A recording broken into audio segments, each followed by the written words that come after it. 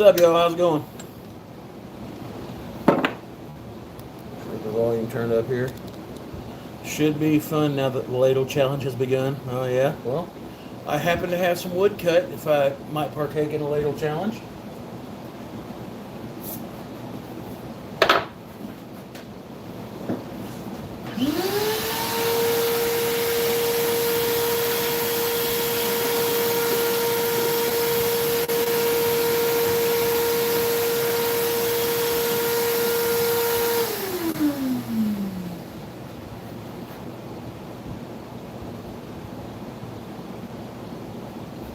Second, get everything set up here, and we shall begin like and stuff. There we go. Get my base for my schmack. So, got a whole bunch of stuff cut for today. I got some antler for some pins. I got a whole bunch of pin kits that actually finally delivered. I'm going to turn that mortar and pestle today, and I've got a bunch of turquoise mashed up, some copper wire and stuff. I'm gonna do some fancy stuff on it, and kind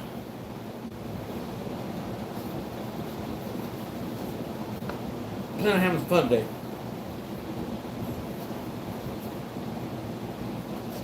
Maybe if I could get this apron here undid.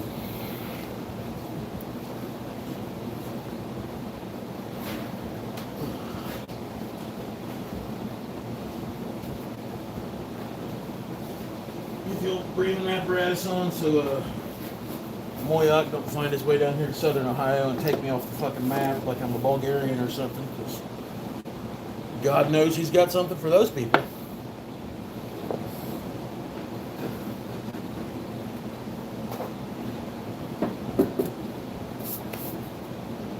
Get my spur out of here and my hammer, and we'll get on with it.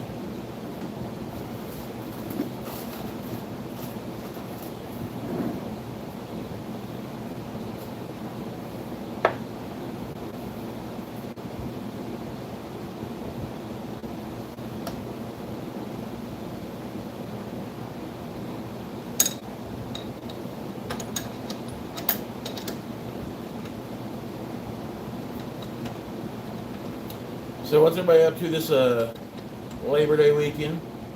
I'm going to be enjoying my 3 days off, I know that. I'll try to do not only do a live today, but if I could sneak out of the house for a little bit tomorrow, I'll try to shoot one tomorrow. Might not be as long and chaotic as today, but I'm trying to mash a bunch of stuff out for an upcoming show, and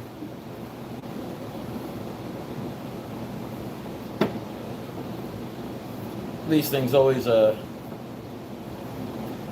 any kind of vessels and bowls and stuff like that always tend to go pretty good at shows. Not to mention I got like 1,000,010 cutting boards I got to knock out.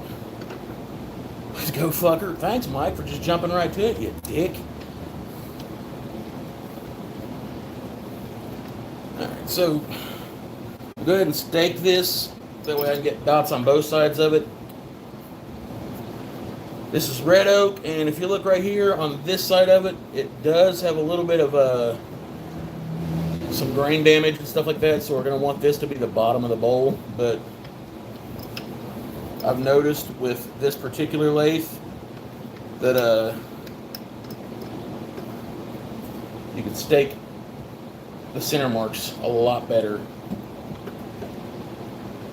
in that orientation I just went with. So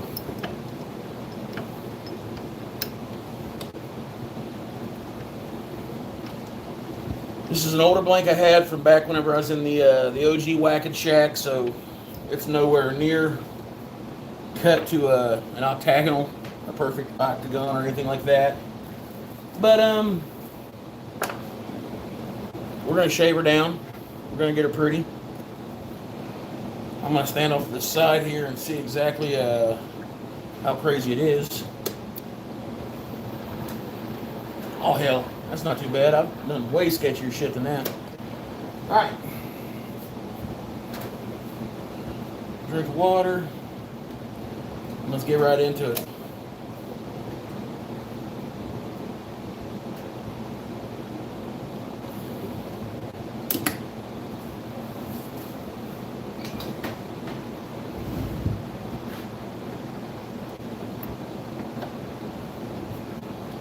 First we're going to make it round, and we're going to shore up the sides. This is going to be the, I guess the mortar for the mortar and pestle. BW in here, making damn ladles and shit on a lathe.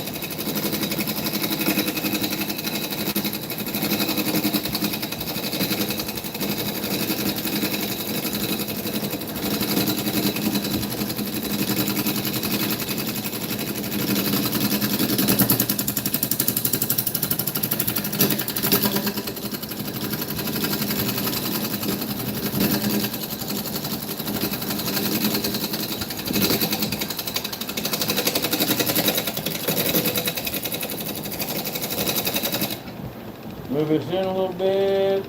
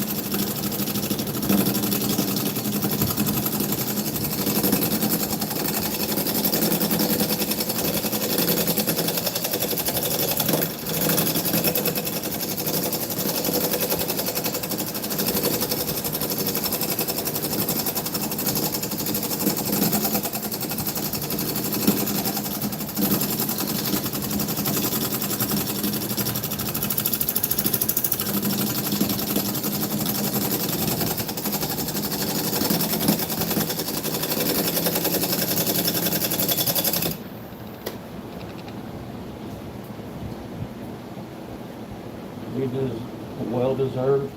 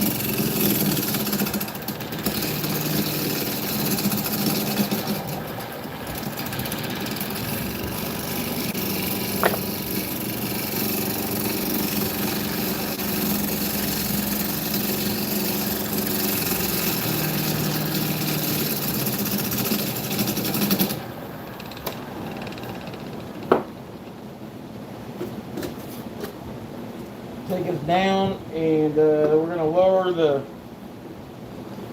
belt settings on it to where I've got more torque, less speed.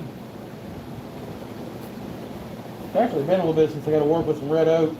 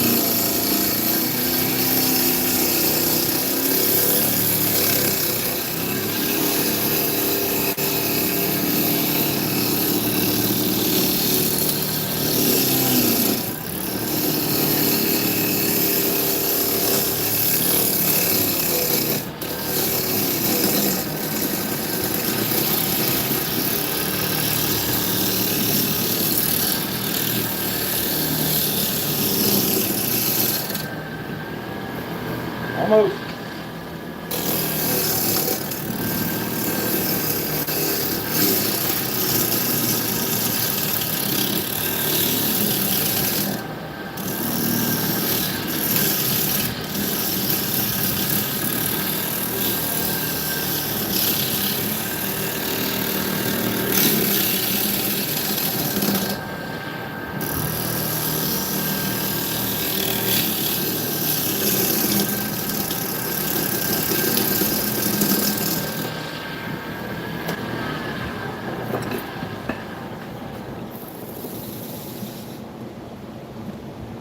Much better. All right, that's rounding out now.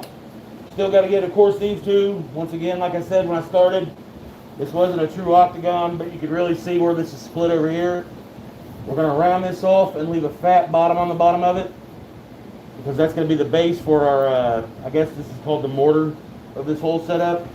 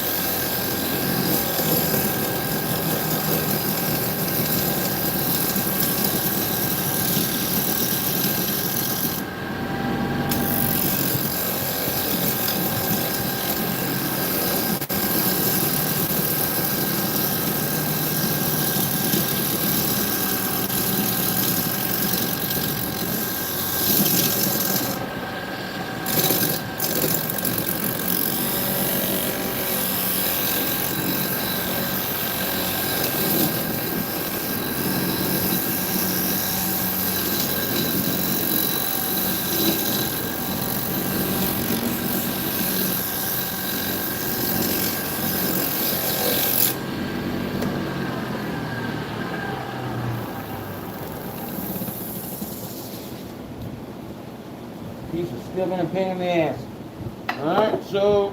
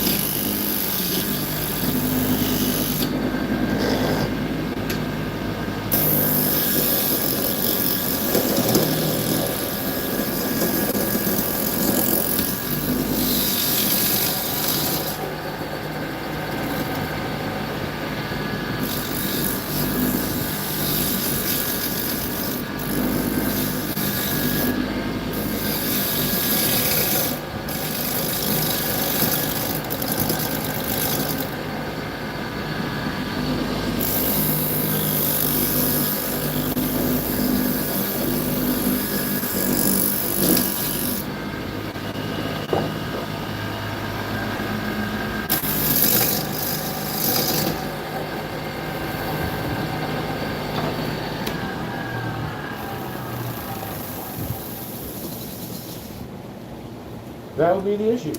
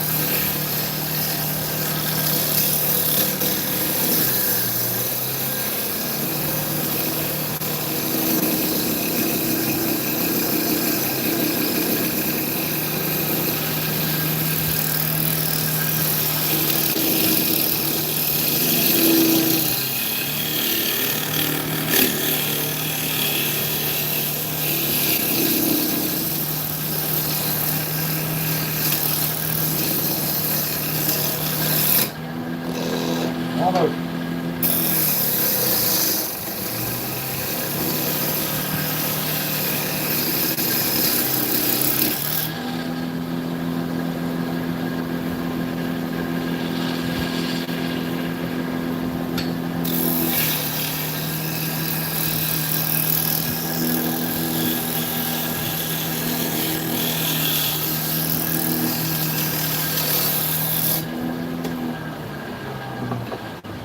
Okay, so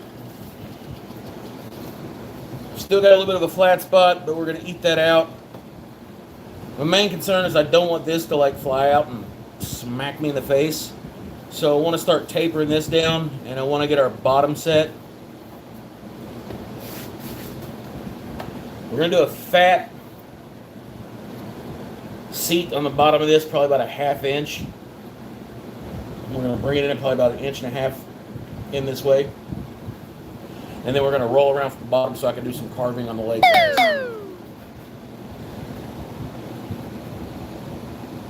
Crack tonight, the pink kind. There you go, BW. Danish crack's good crack too, right? Yeah.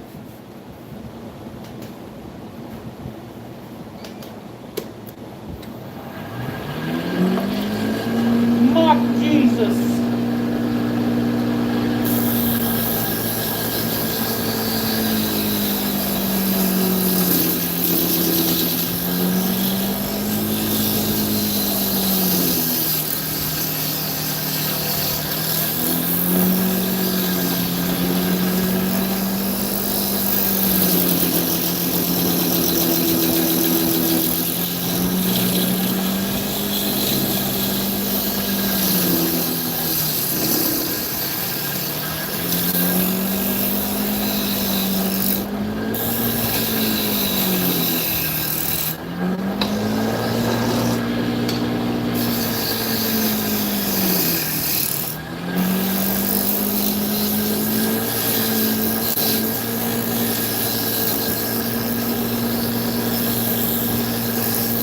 Alright, so this is round, pretty sure. A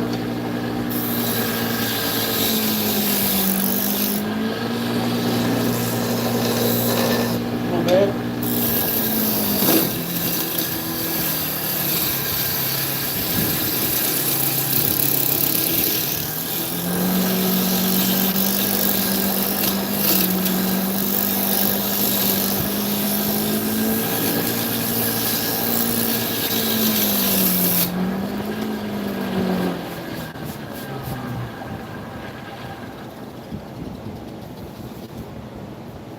It is not.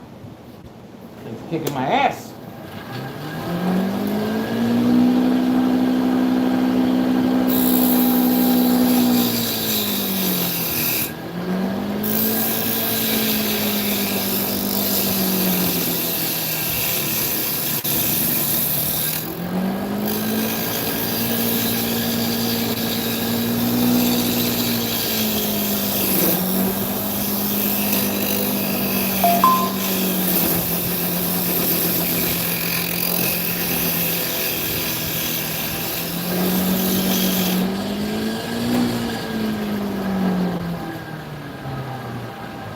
Thank you, B-Dub. Didn't have to do that, bub.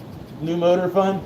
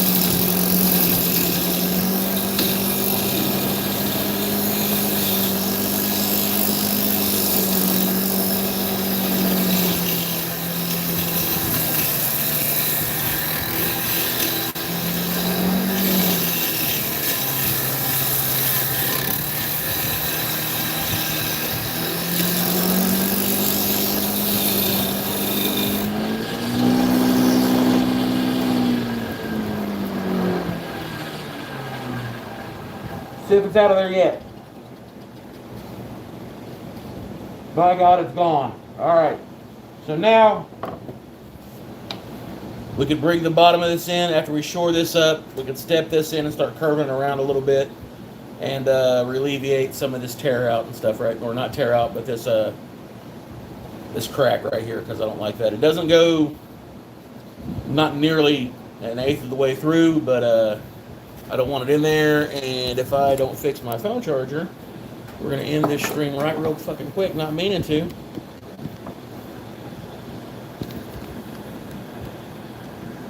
There we go. So for that one, we're going to shore this up and get back at it.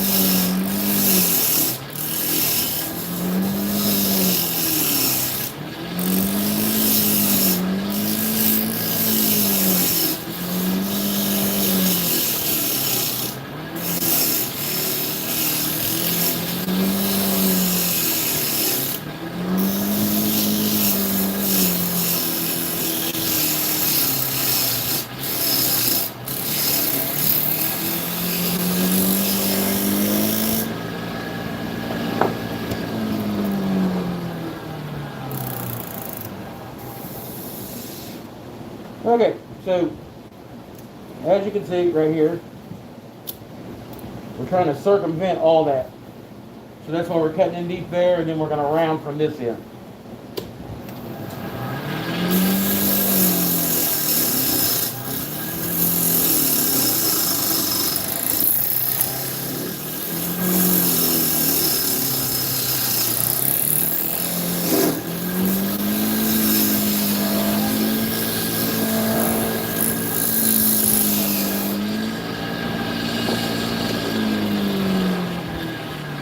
And where this is actually going to be like a utilitarian piece, I want to put a fat base on this, like a fat seat, to where it can actually be used.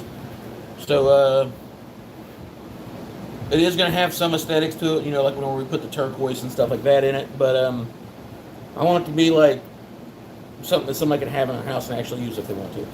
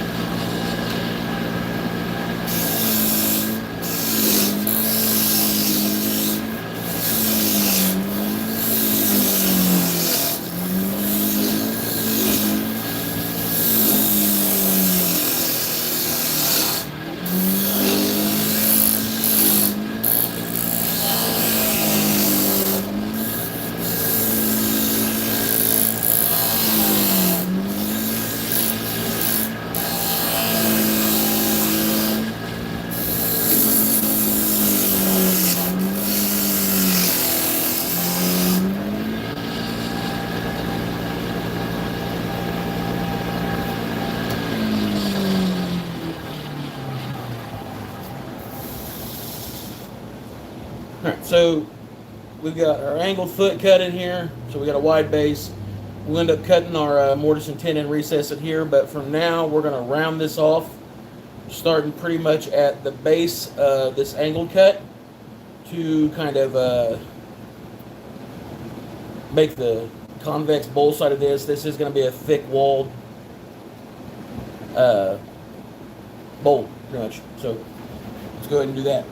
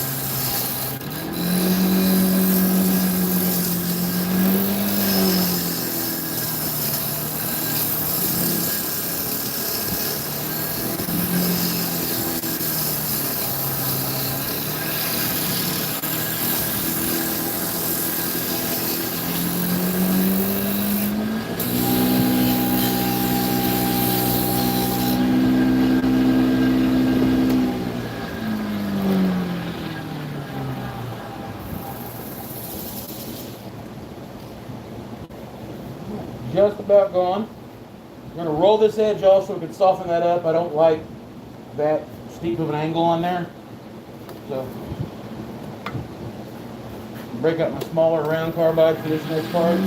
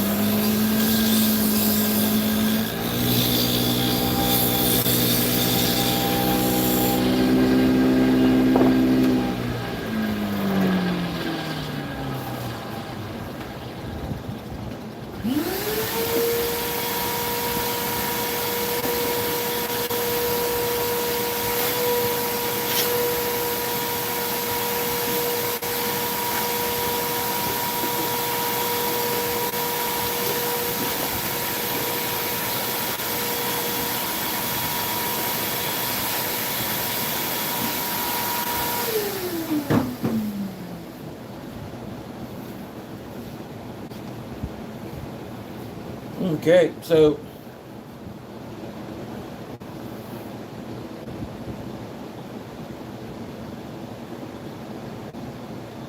do some sanding on the outside real quick.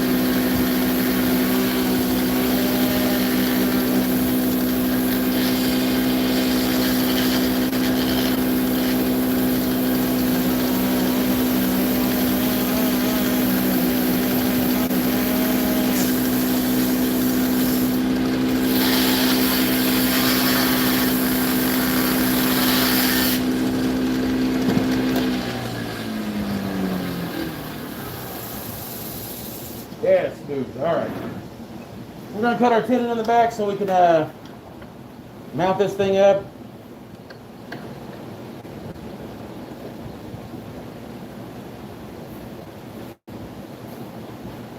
That, I'm going to go in with the diamond, just make the basic outline of it, as we normally do, and then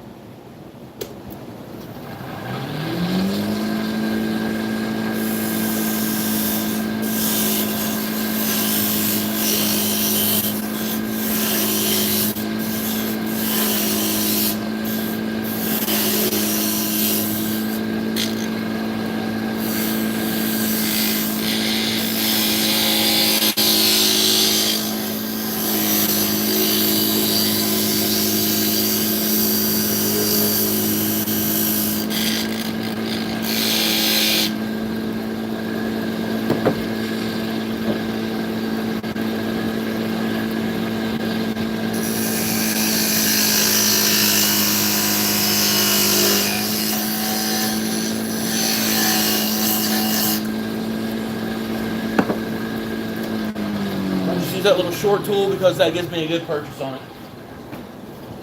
And then I'm gonna clean this pigsty up a little bit so I can flip this around and show you guys exactly what I plan on doing here.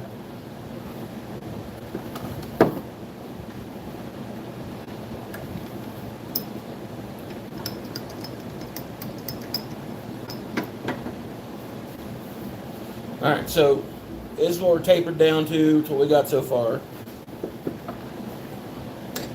Once I, come on Billy,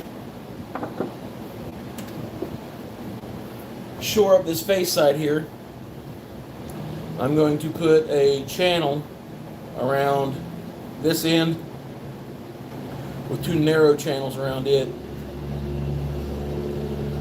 It's going to be a deep channel. I'm going to fill the deep channel with crushed turquoise and the two narrow channels with twisted copper wire. And then I've got a matching piece of oak from the same beam that I'm going to make a matching pestle with, and we're going to do the same thing up at the end of it where the hand goes, so the pieces kind of go together. I like utilitarian stuff. I like making stuff that's useful but still looks cool.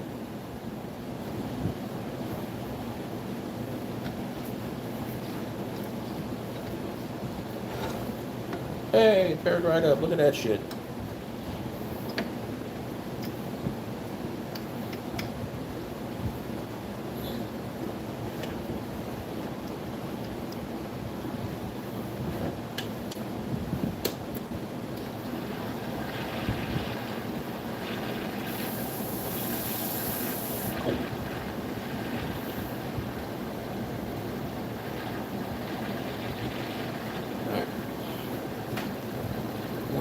Here. Yeah, y'all hit the damn like button. There's 215 people in here, and I got like 29 likes.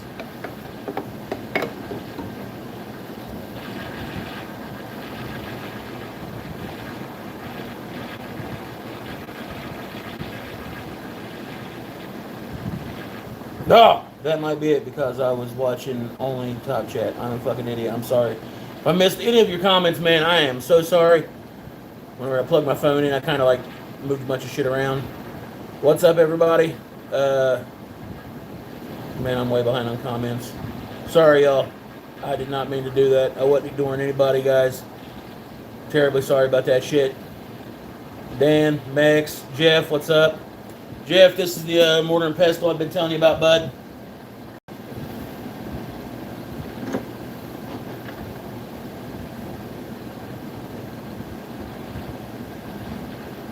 What's up, Timber? Alright, so we're going to shore up the end of this thing first after I get a drink of water.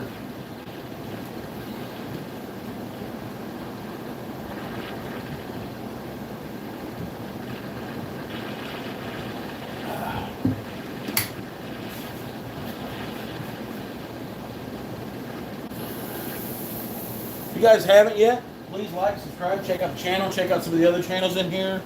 77 Rockets, Timber Designs, 2-minute tips for wood turners.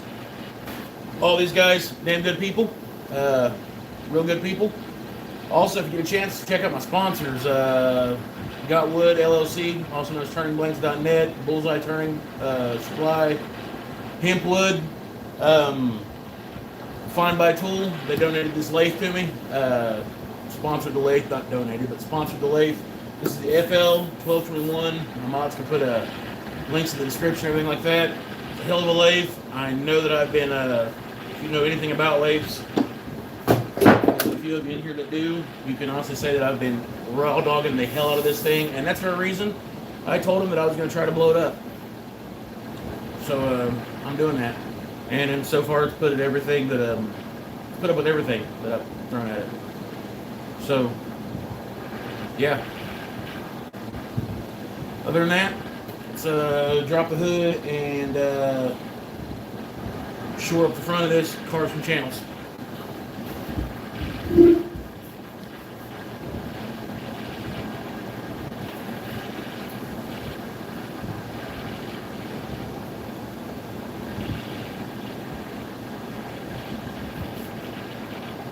It's the cock ring size, Jeff.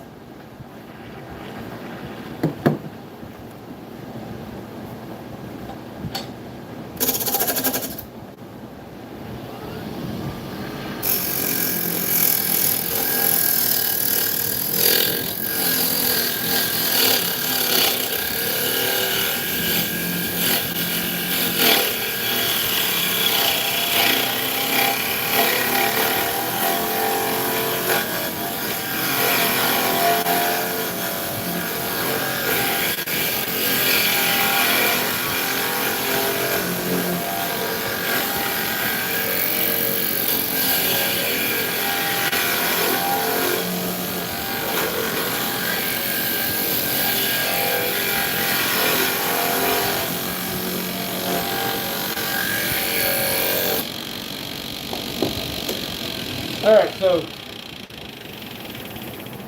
yeah. Man, we can go for a little bit more on time.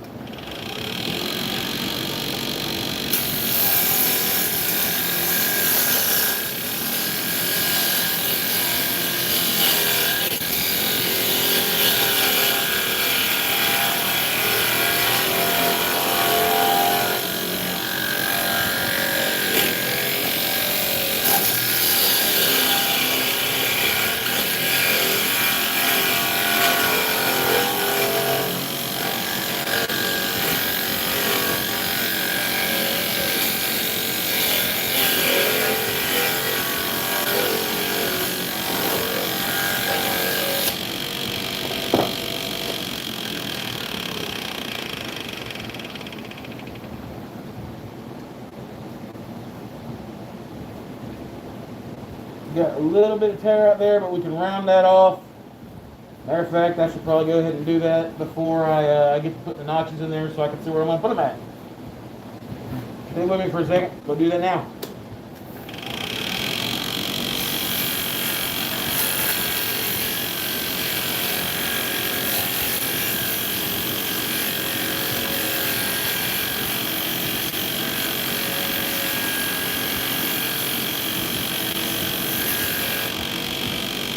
All right.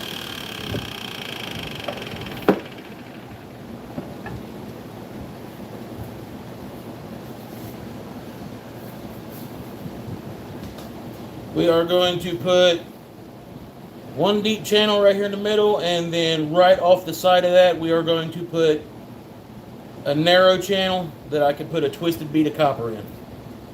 So to mark that, I'm going to go ahead and bust out these little fine fellers.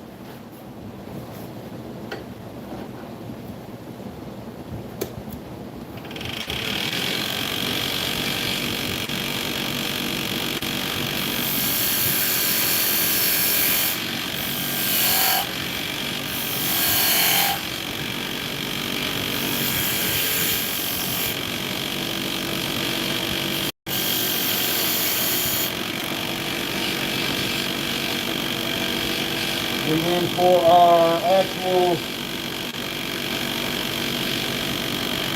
channel, I'm going to use this.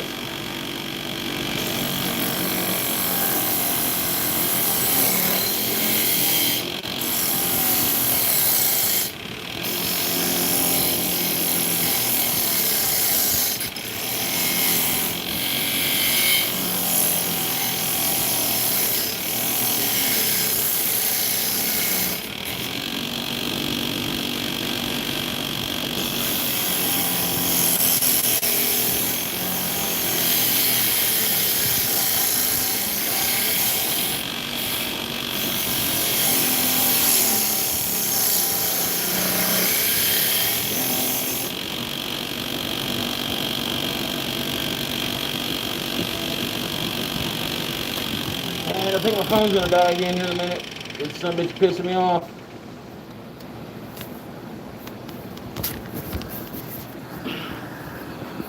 Oh God.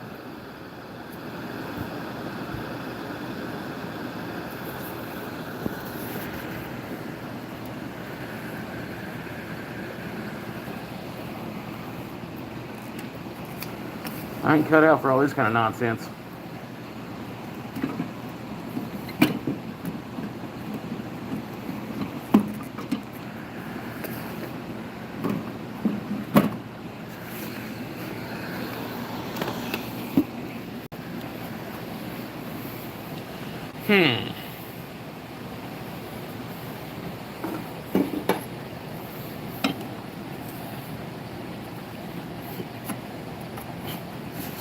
Let's set that there.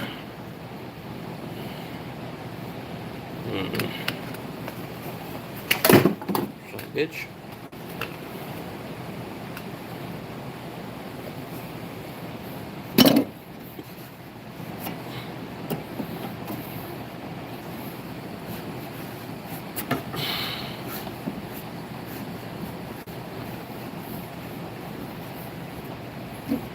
Maybe this will work. Maybe it won't. Hell, I don't know.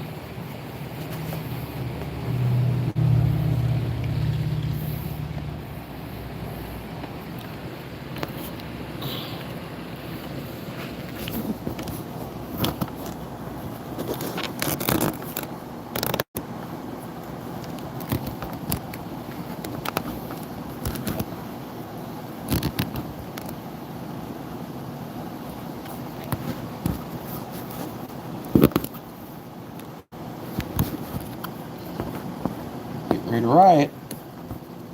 Riot in my own fucking shop here.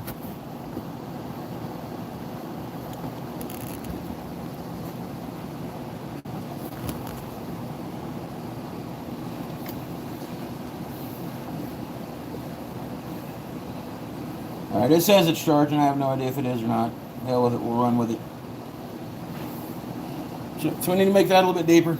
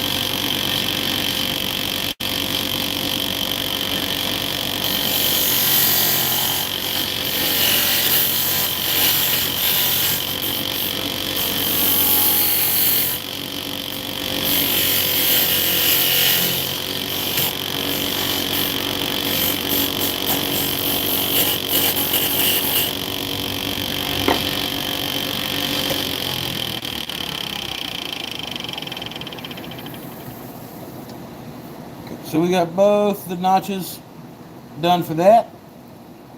And that's done, so we're going to hollow this out, but we're going to leave a wall thickness of probably about, I don't know, maybe half an inch on this. Yes, it would be very nice to have two cameras right now.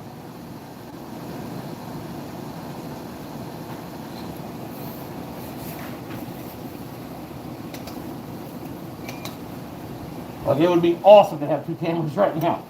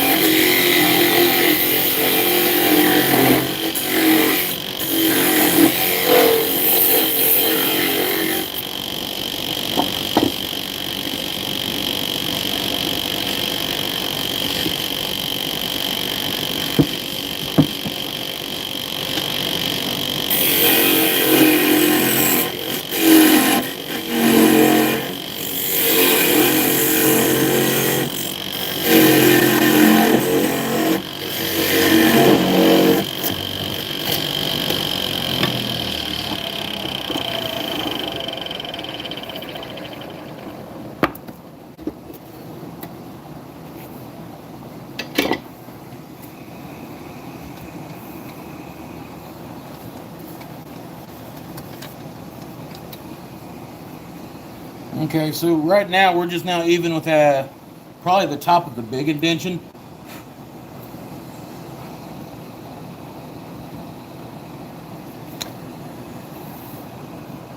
And we're still charging, so that's a good thing. Alright, so let's get our round out and go deeper. Get this thing set towards center.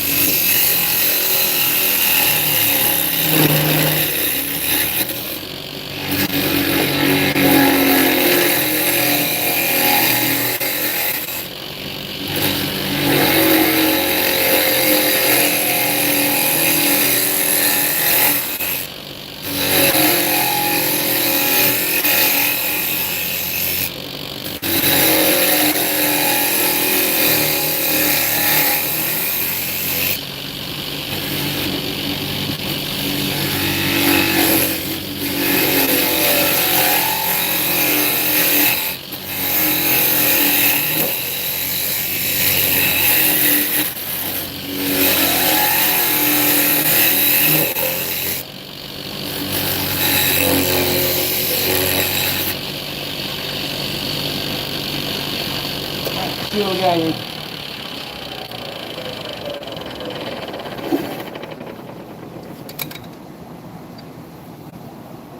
Okay, we're down. We're gonna take it down about another 1/4 of an inch, and then I think that'll give us a good base for the pestle itself to engage with.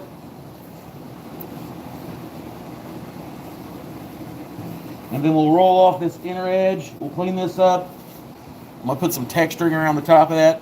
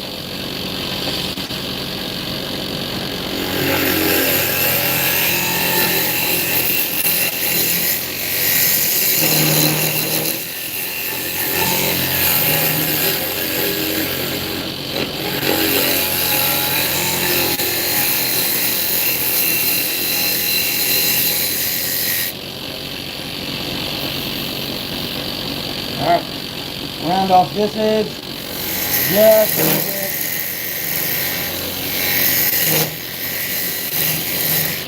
And now I'm going to shore up this face.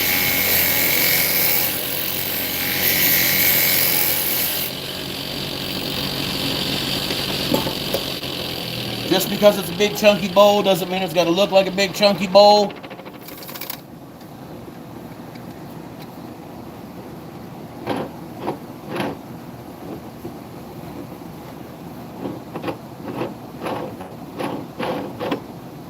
I'm gonna beat that boy's ass. I'm gonna beat that boy's ass.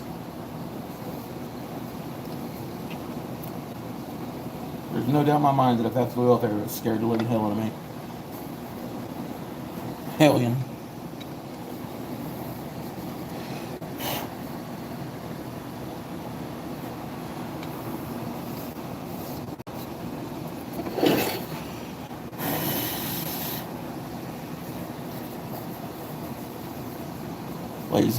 Lazy Sunday. Oh, okay. What the fuck? So we're gonna sand the inside of this. We want the inside of this to be super smooth.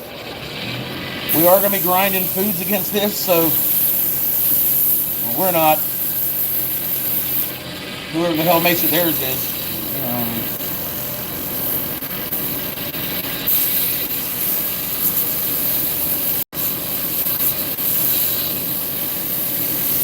What's up, John?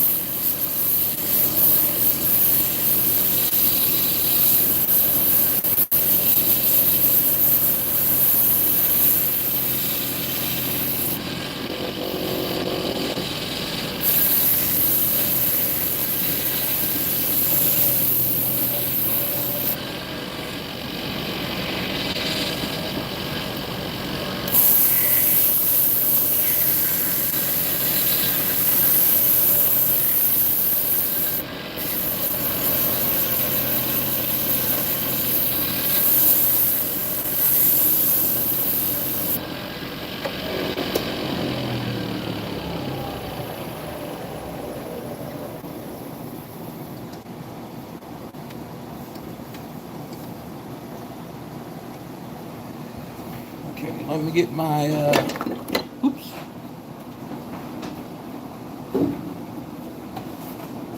My wire out of here.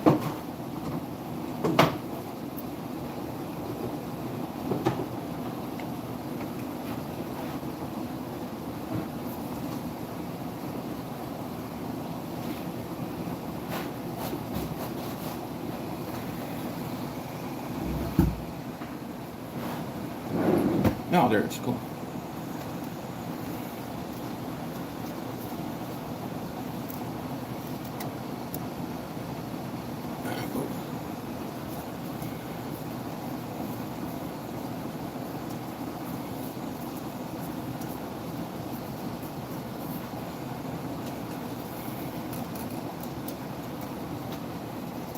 Oh, shit. Come here. There we go.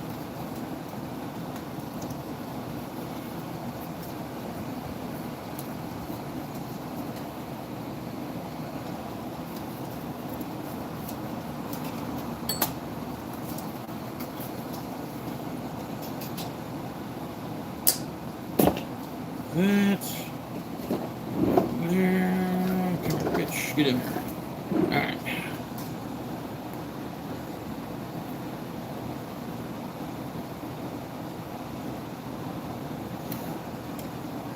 Double us over some wire. Chuck it up in a drill. Do not chuck this up in your lathe, for the love of God. And if you do, make sure you send me the video of it when you get out of the hospital.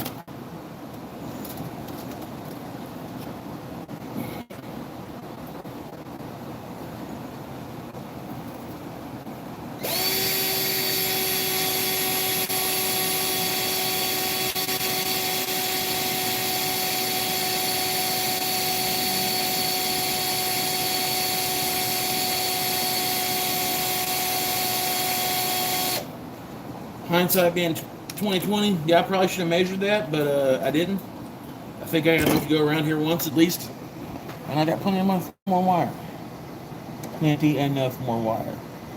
I might have to make our notch a little bit deeper, but I do kind of like the way it sets off there, but that's going to interfere with the finish and everything later, so we are going to make that just a tad bit deeper before I drill the countersink holes to set the wire in there.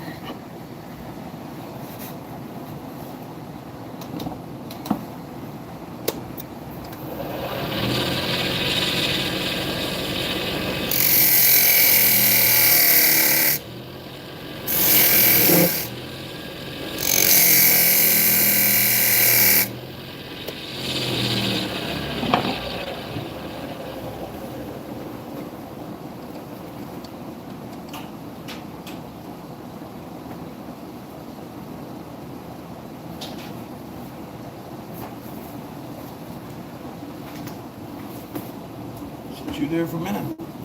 Make sure this thing's still charging. We are still charging. Hell yeah.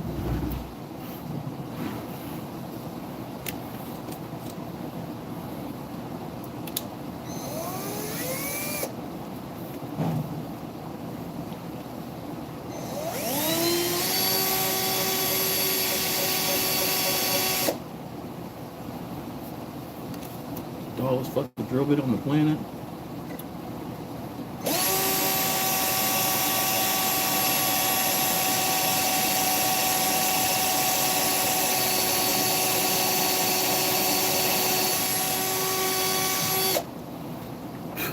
Okay.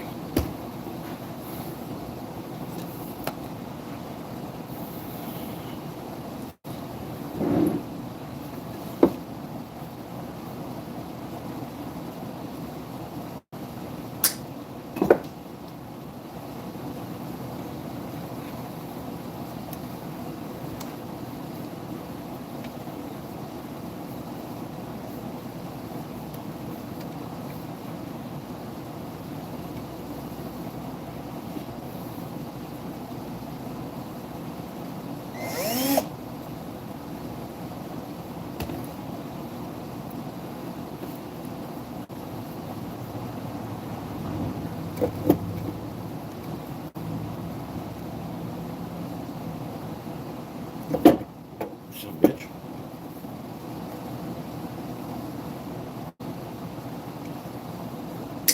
Don't just discard your wire, because we're going to do the same thing with the pestle.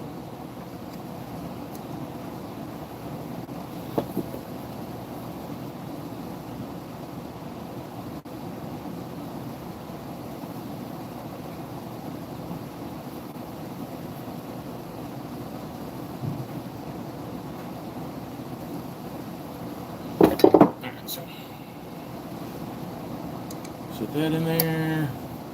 Give it the old twist.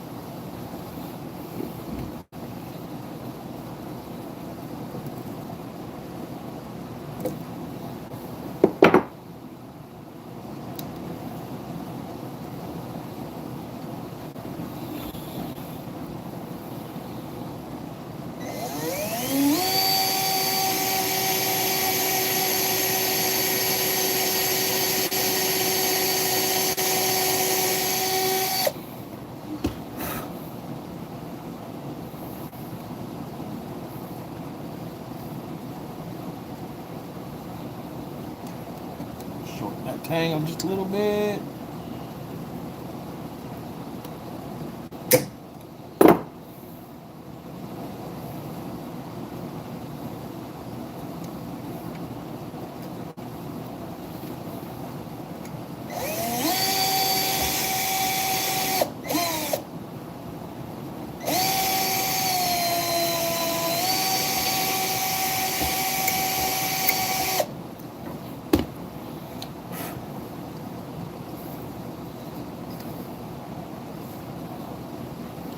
Where is my mallet? Where's my mallet?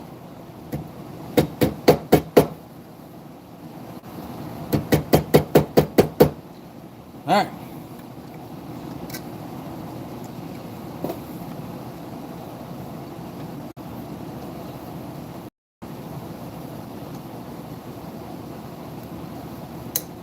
No, it's not all right.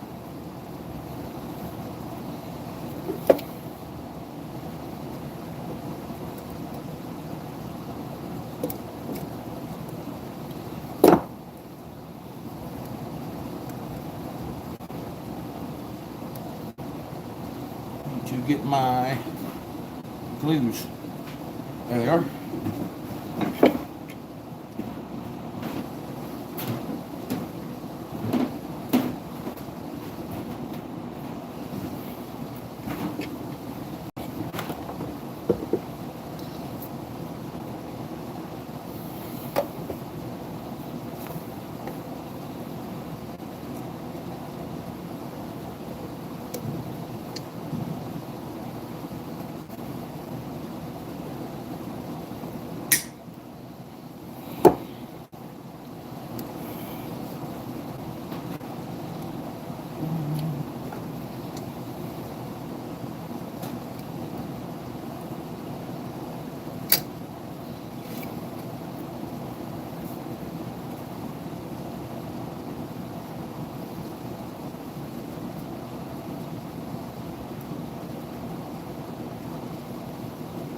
All right.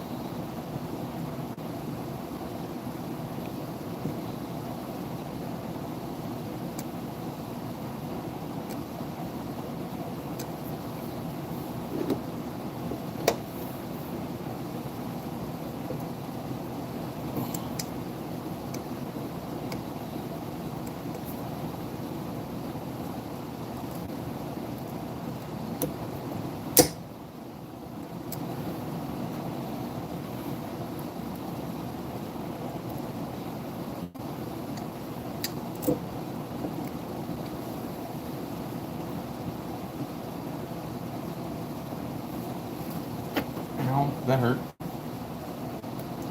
All right, so I got my finger jammed in this for a second. Yeah, CA will hold it, probably. We'll here in a second, anyways.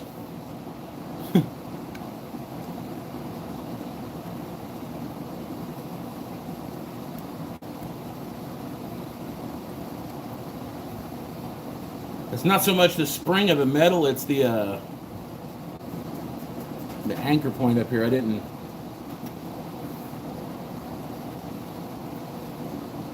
have a great anchor point, but I do have something that I can handle that with if I have to, and I'm getting ready to do that now. Stay.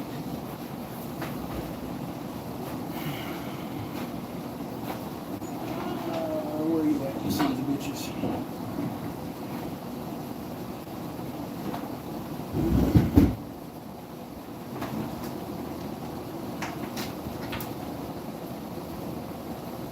First off, we definitely need you out here.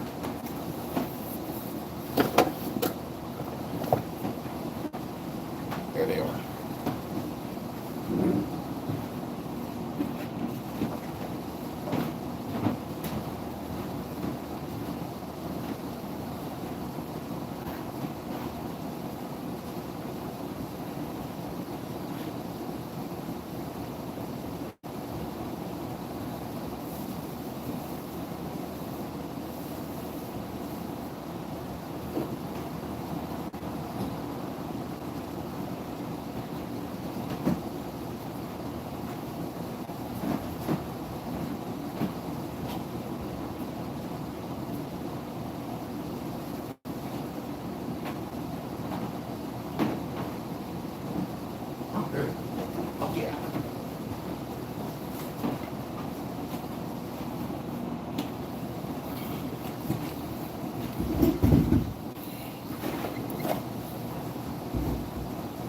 Copper wire tomorrow. Yeah.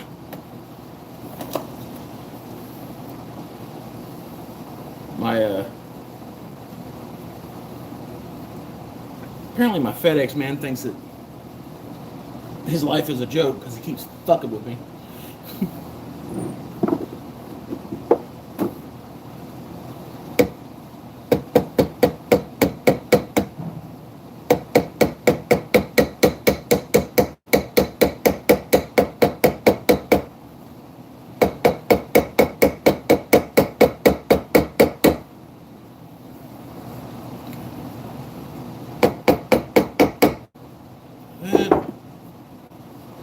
Alright, now we gotta do the other one. Fucking yay. Yes, then into pin blanks.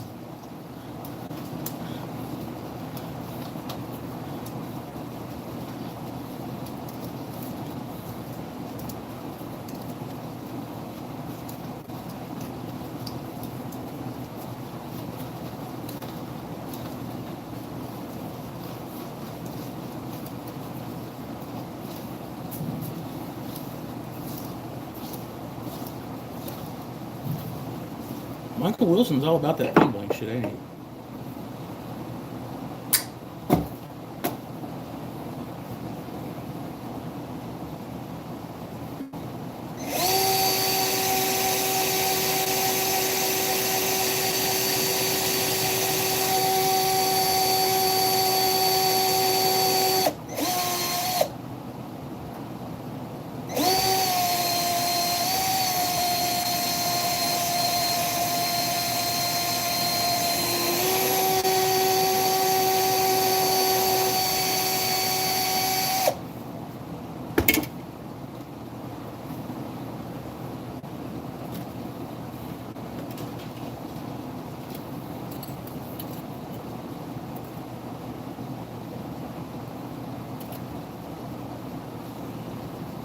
It's okay, we got some crazy pin blanks today. I got some resin, I got some antler, I got some wood. So we got the big build, we got some pin blanks. I'm gonna do a small bowl with some texturing on it, and then we're gonna enjoy the holiday weekend.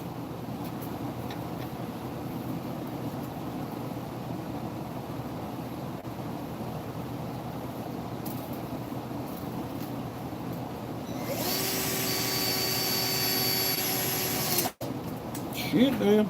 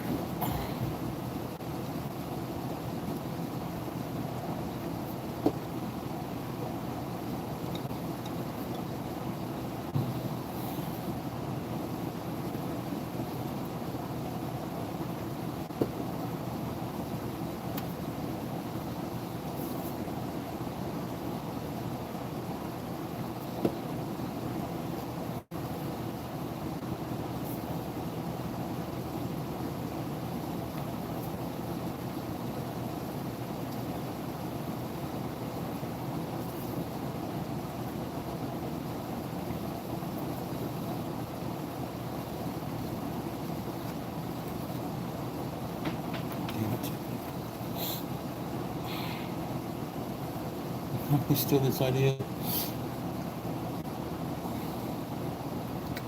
These work pretty good at like farmers and markets, or farmers markets, not farmers and markets. I mean, I reckon both those work pretty good. I don't think I've ever tried them both at the same time, but you know.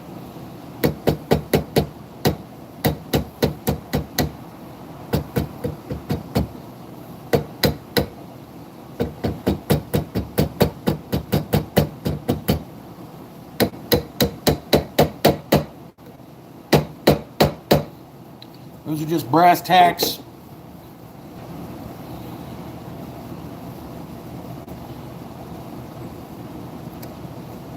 So we can adjust everything like that, because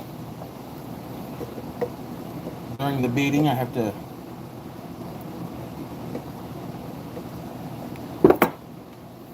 snug up the wire.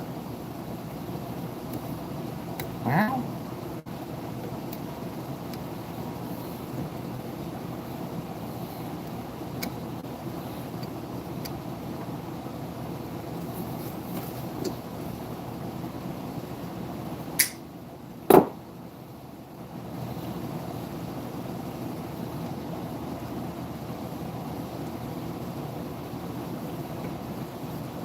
There we go.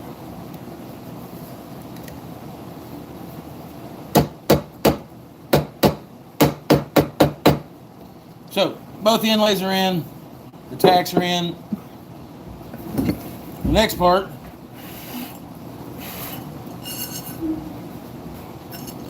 I'm gonna take a shit ton of these turquoise stones, and we are going to embed them all the way around this rim.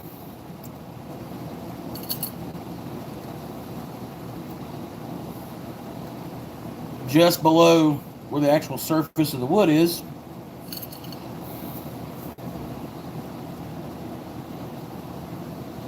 That way we can put a clear coat over top of it. We're going to ebonize the outside of the bowl when it comes time to do that.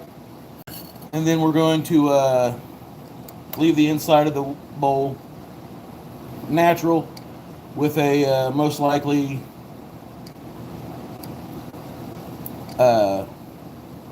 beeswax and linseed, or just beeswax finish.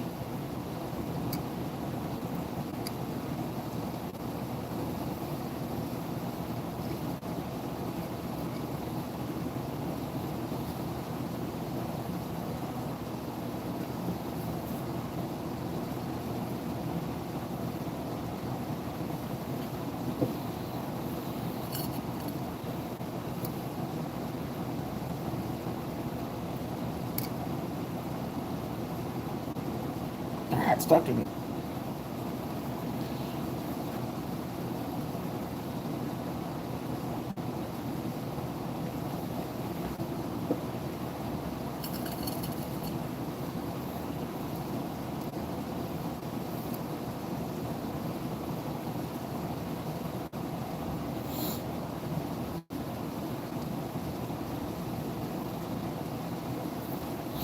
Let that set there for a minute, because this glue doesn't come with activator.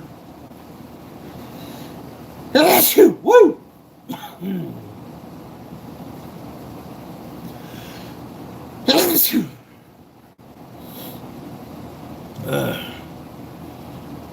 What's up, weirdest? Yeah, I have copper wire somewhere. I just I don't know where the hell it's at. I'm still finding stuff from the move to the new shop, and honestly, it's kind of embarrassing, but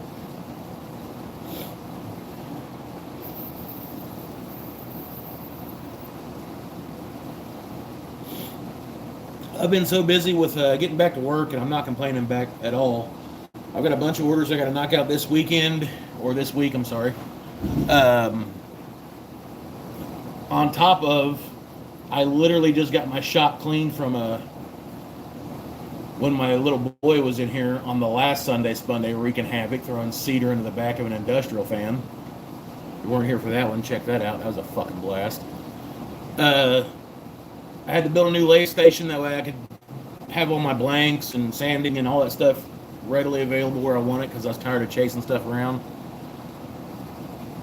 So, yeah, it's been pretty balls to the wall. But while we're waiting on this to dry a little bit so I can rotate it and get the other stuff in here, this angled... I can take this off here for a minute and show you why it's not charging. All right, so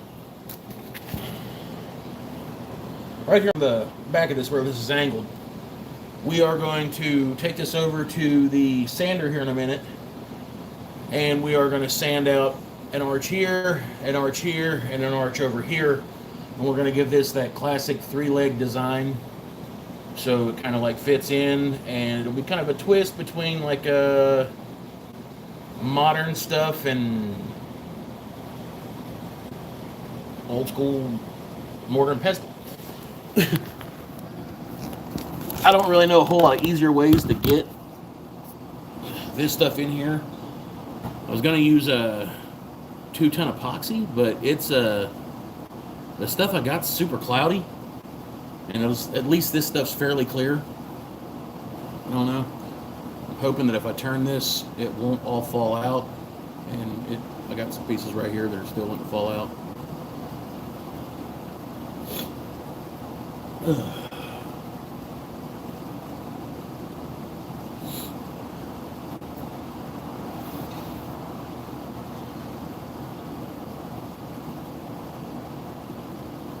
I don't know if you guys tuned into BW's live today. Dude turned a fork. Never seen no shit like that before. Then he turned a ladle.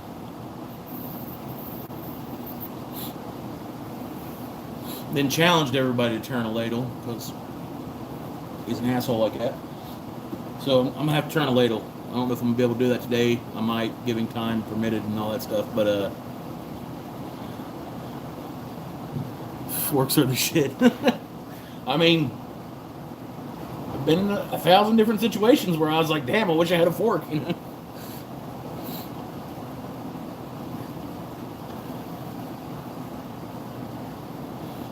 I can't say the man's wrong.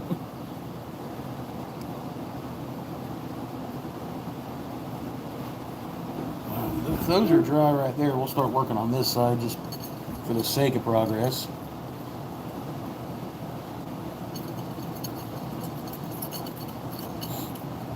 Turn around here just a little bit so you can at least see what the hell's happening.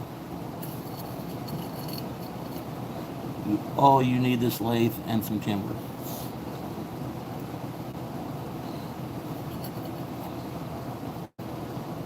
The Facebook Marketplace near me has a Grizzly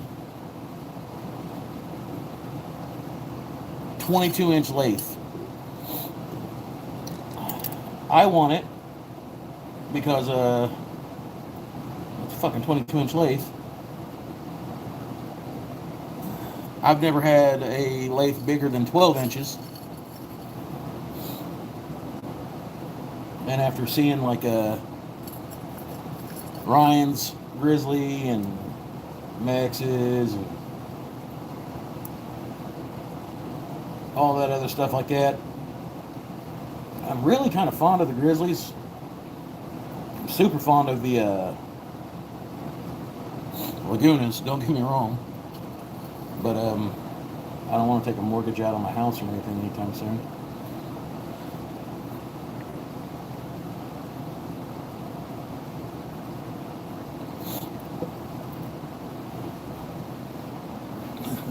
I think we're like a quarter of the way done, maybe.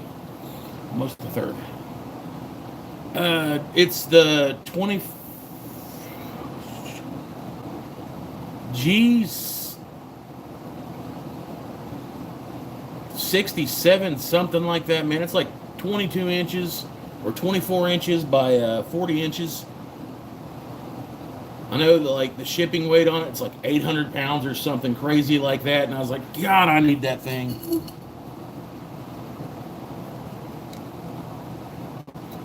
It's like 2 towns over, and the guy wants like $1,800 for it, and I'm like, fuck.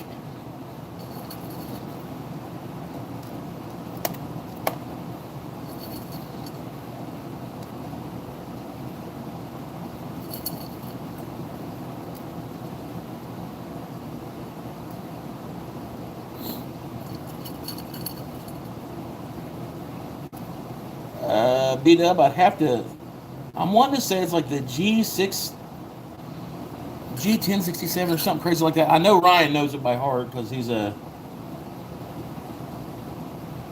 real big Grizzly fanboy like that. Not saying there's anything wrong with that, but he knows all that shit by heart. I don't, however. But, man, that thing is absolutely beautiful. Like, I could do some crazy shit. I looked it up, and it's like, I think it's like $4,200 or something like that on Grizzly's page.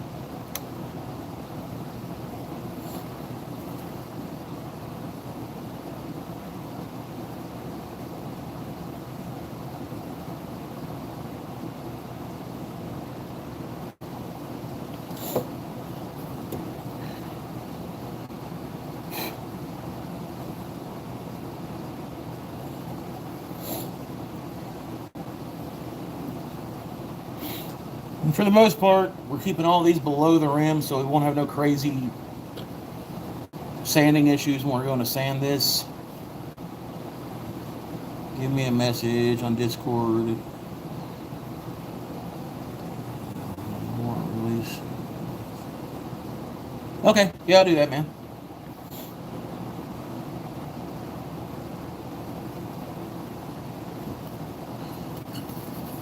Like it's phenomenal. Like that's one thing that I want to do. Like I love turning, and like I might not be like a super badass like some people on the lathe, but I'm pretty creative in the way I do things. I can say that because mommy told me I was charming and I had good looks. And for anybody that's been watching the Sunday Spundays for a while, I started off with the Franken lathe. And the fact that I even got that shit to run for a while was pretty impressive. I mean, anytime you fired that bad boy up, you're just putting your life in God's hands. And I've always wanted to turn really big bowls, man. I want to do like the big platters and like the fruit dishes and stuff like that. Like I'm super thankful for this lathe. This lathe is honestly a badass lathe. But I want to be able to do like the ginormous like bowls and shit like that.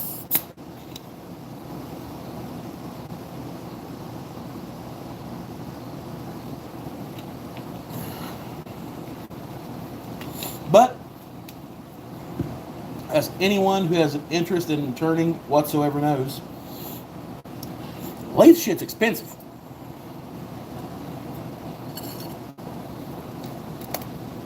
Ah.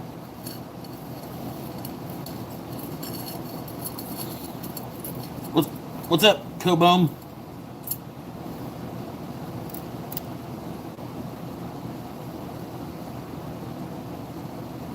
Think I pronounced that right?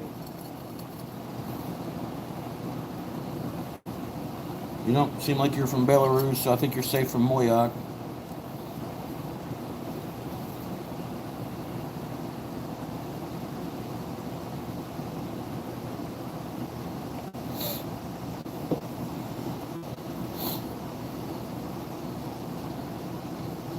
Turning supplies are very pricey. Yes, they are. I just broke down because I've been and I'll tell you guys this because you're in here.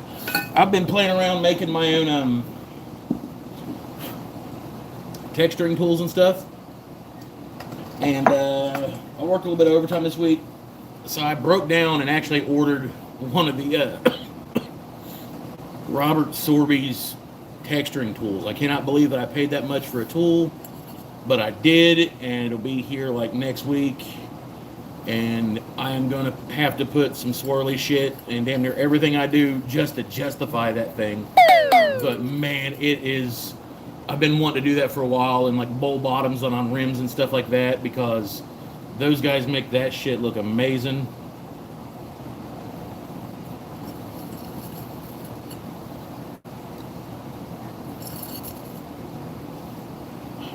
Never even been to a rockler.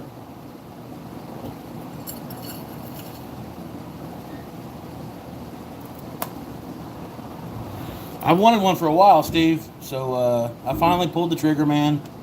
I bought one. That's my first big name brand tool I've ever purchased.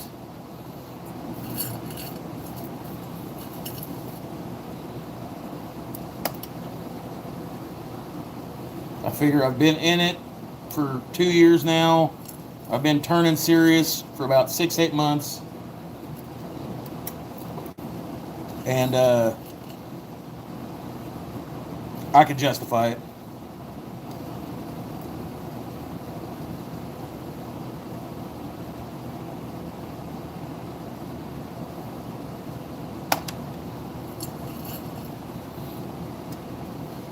What up, Tom? How you doing, man?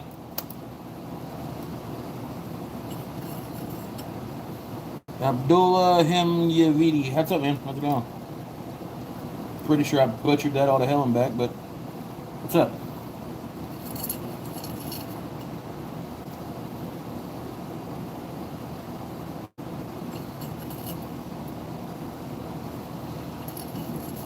We've got a solid band of turquoise around here, and I'm just filling in the little gaps just a little bit more, maybe, yeah, like that.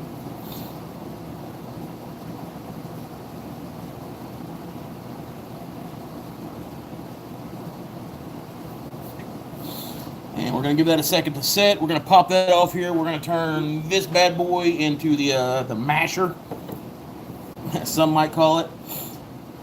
We're going to do some inlay shit on it, and we're going to be done with it. Well, we're going to sand down the inside, we're going to blacken the outside and all that cool stuff, but yeah, you get the point.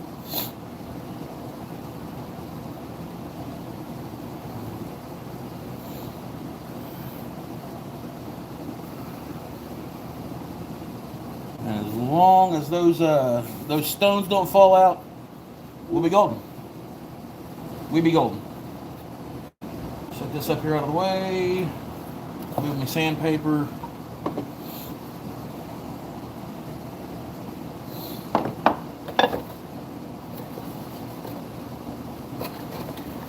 You know what? I'm not really one to wait a long time.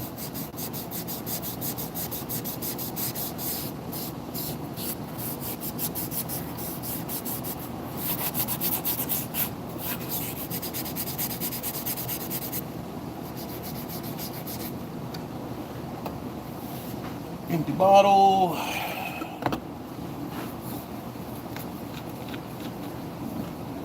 I'm gonna rub an alcohol at.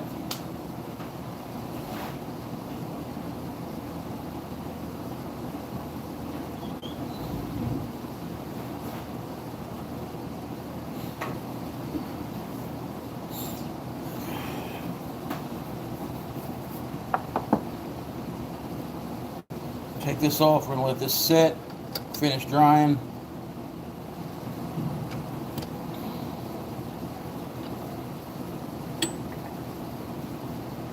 That's what we got right now. We're going to clean it up here in a minute, but until then we're going to set that up there, and I'm going to patch this one stone that fell out because I had just not seen that.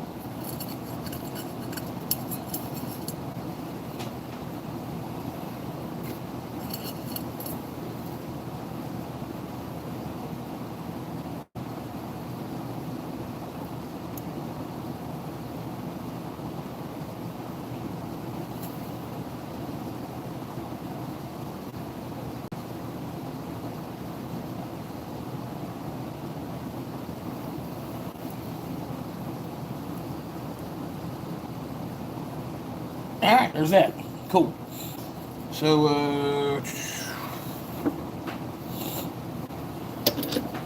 chuck this thing back in here. I've already got the centers marked on the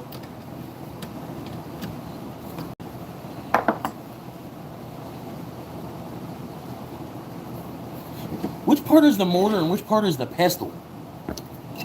What is that thing, sir? X-Files Pursuit. This is a piece of red oak that is going to be the, honestly, I believe this is called the pestle for a mortar and pestle that I'm making. I just outlined the mortar, I believe, and stainless steel wire and turquoise stones. We're going to let that set, harden up real good, and then we're going to line the inside of it with a beeswax food safe solution. And while that's happening, I'm going to go ahead and turn this down to the weird shaped masher thing, pestle. And we're going to outfit the top part of it with the same band and rings that was on the bowl, so the set will go together. So we got to make this round, of course, kind of like the whole concept of the lathe thing, I'm pretty sure.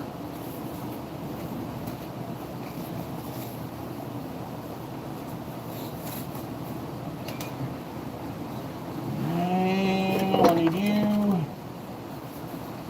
Turn the speed down for a minute.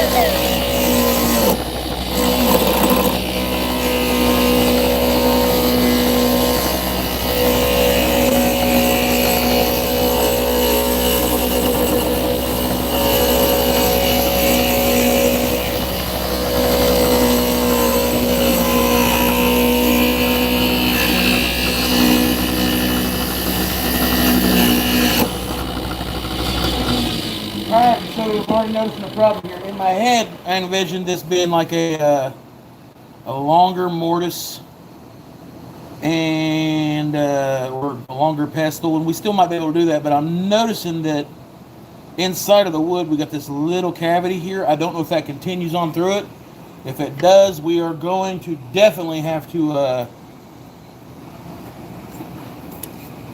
substitute for a smaller pestle, because I don't want to risk making something that's going to break while someone's using it, because that's a surefire way to make yourself look like a dumbass.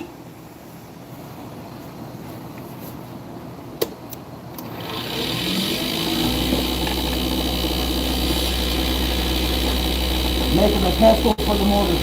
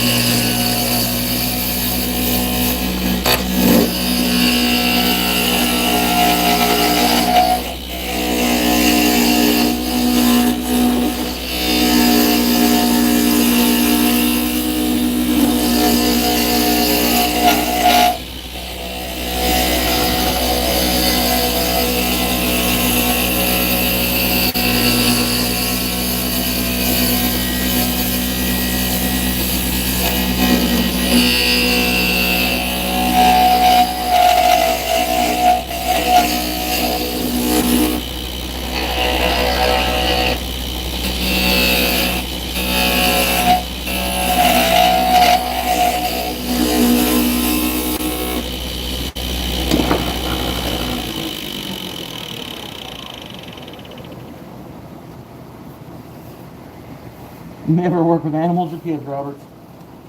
Yeah, so I might be able to get that inclusion out of there, but not really digging that.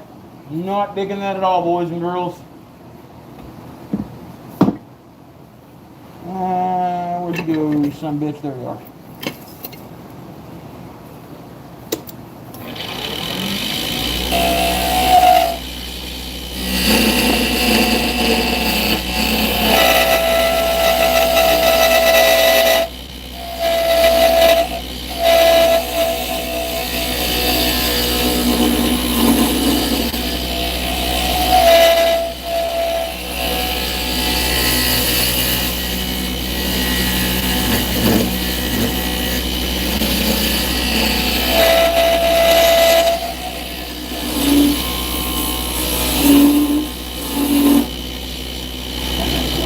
Because I've got it mostly run out.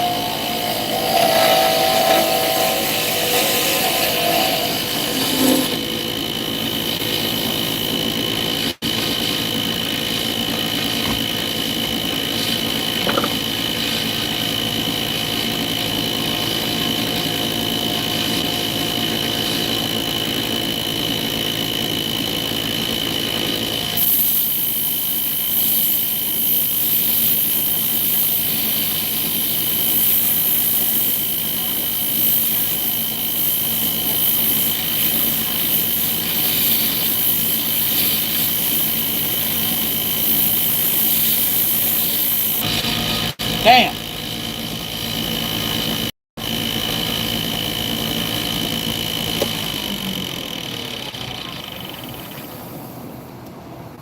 It's still not out of there yet. Alright, we gotta get that out of there. That's pissing me off greatly.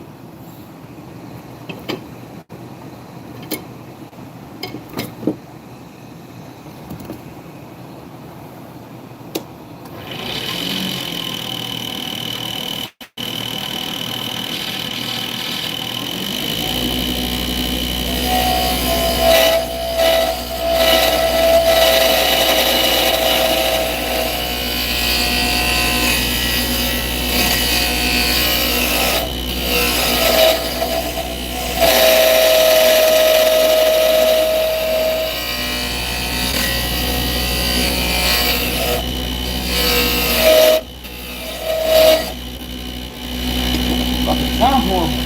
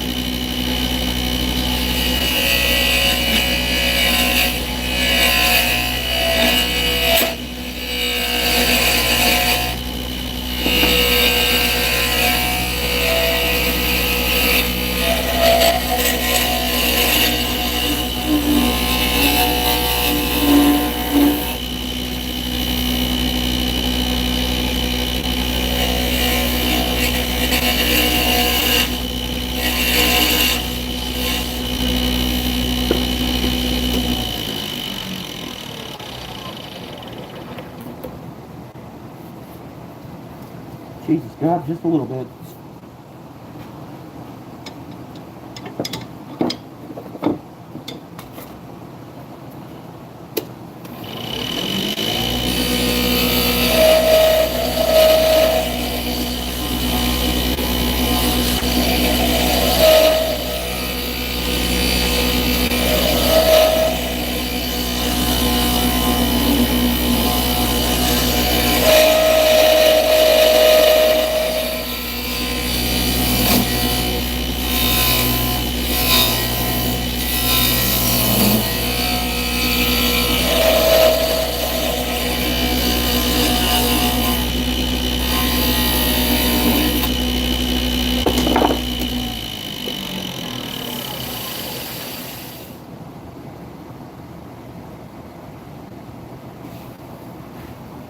Don't get hurt, don't die till I get back. What the fuck, Mike?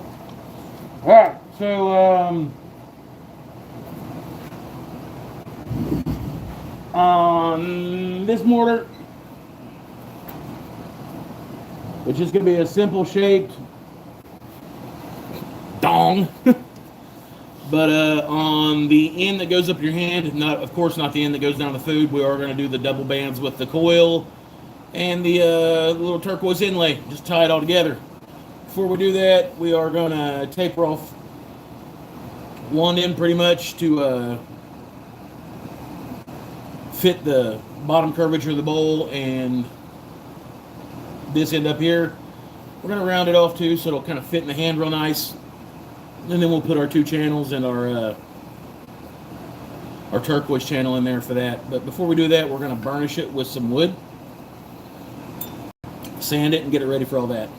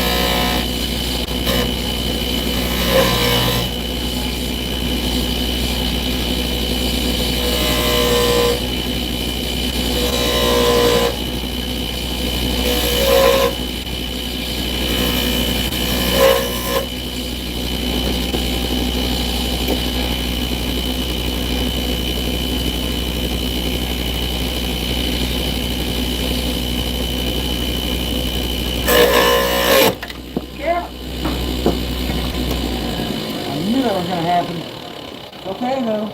I prepared. I fucking prepared for it.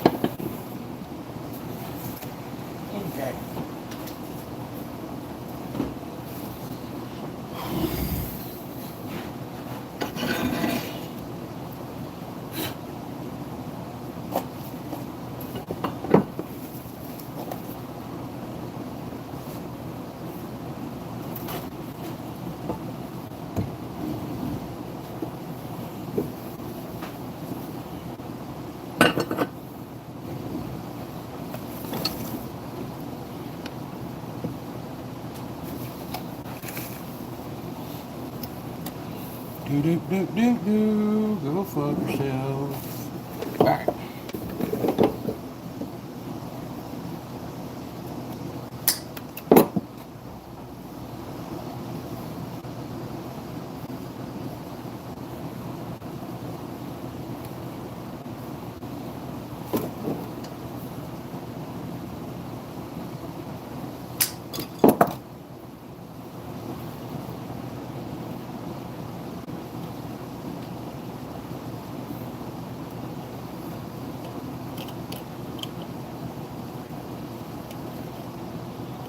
No, it needs to be deeper.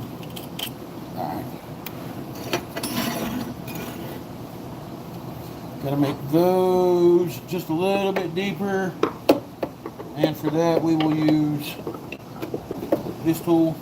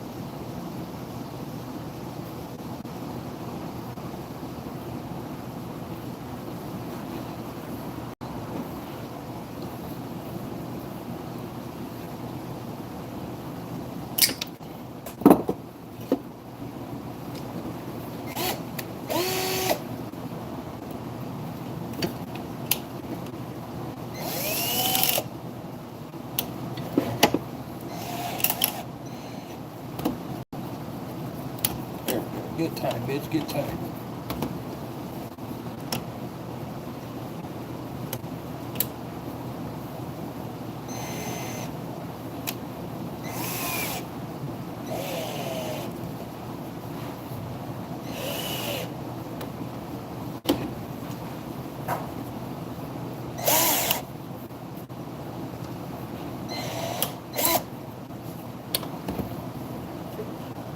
Yeah, that works. Clip that off and sand that shit.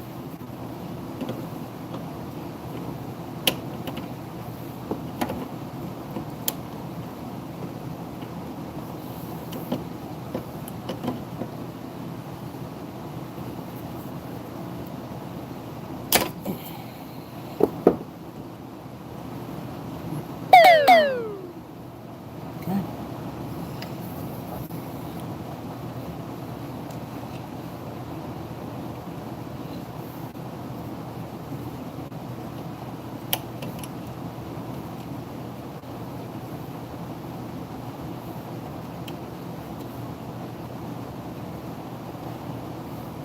What's up, dildo production? Yeah.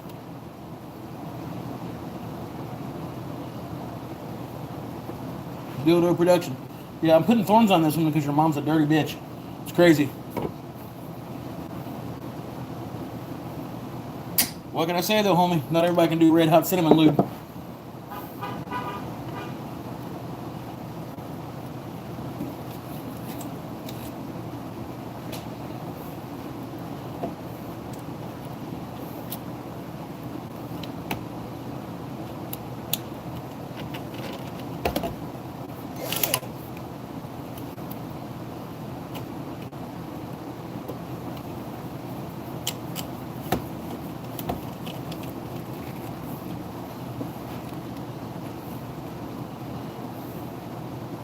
My mama tool.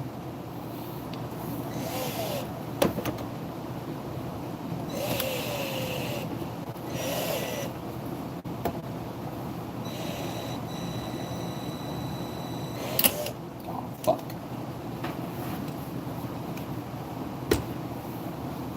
It's crazy. Some of the very taxes that they take off of me from this video will be sent to, like, take care of you, no matter where you live, this country or another one.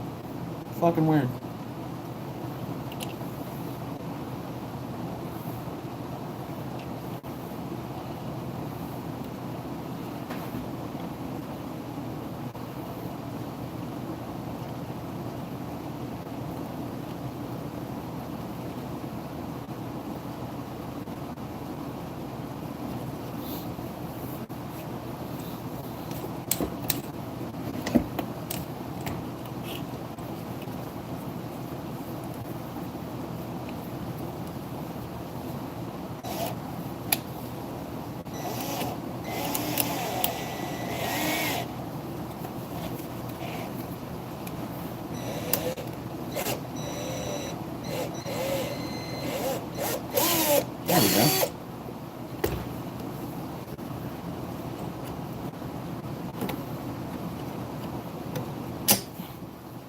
Alright.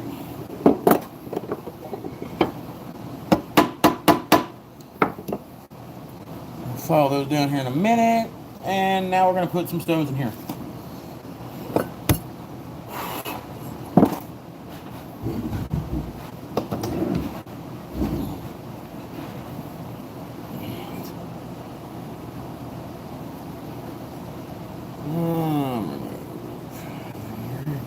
Not even going to be like annoying.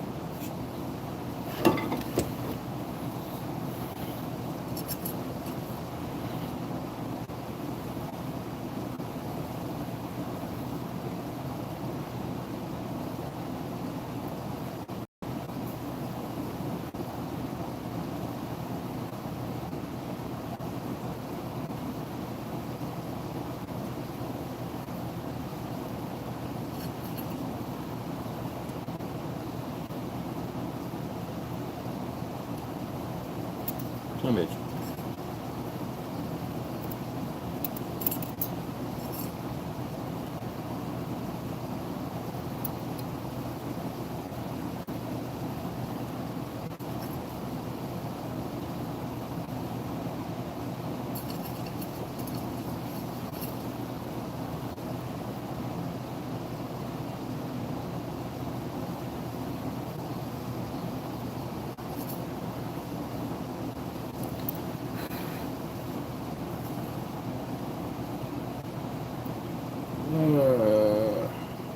It is a mortar and pestle.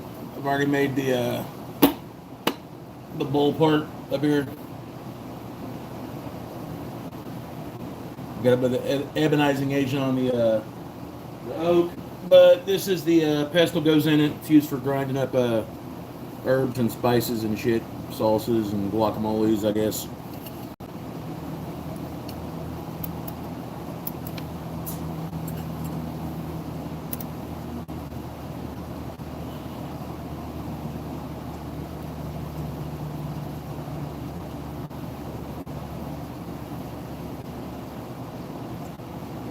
And here in a second, we're going to start doing some ink pens and some cool stuff.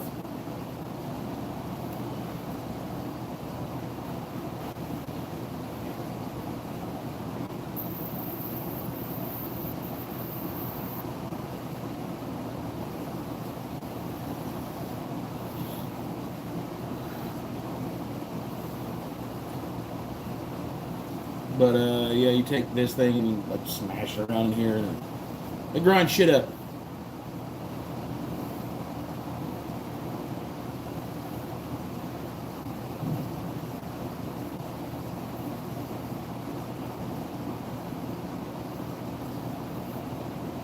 I don't know if we're going to ebonize this or not. We might just like shellac that down with beeswax real good and like a good linseed oil. Shit, Robert G's still in here. The fucking tried and true.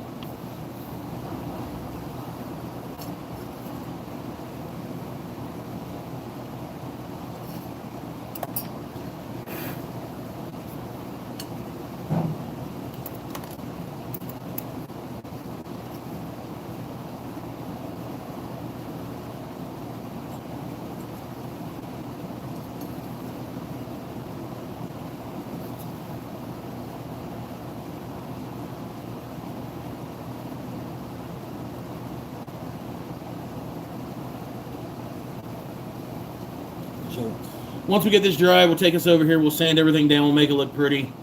Put the waxes on this and all that cool stuff, and then we'll move on to stuff.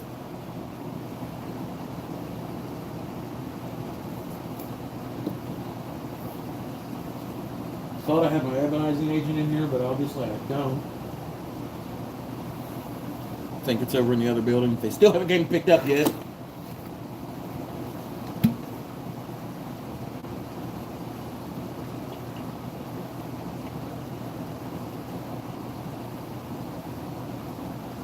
Which I could go get that because that would look pretty badass on here, I'm not going to lie.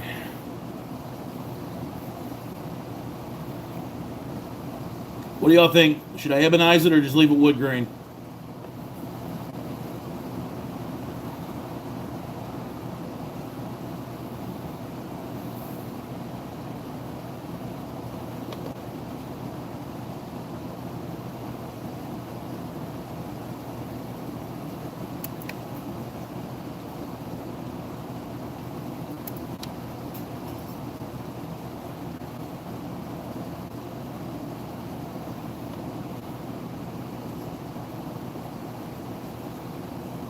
Should I ebonize it or just leave it wood grain?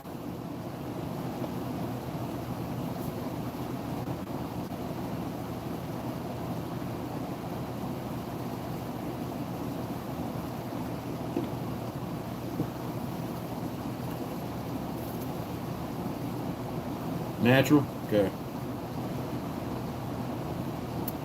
Damn it.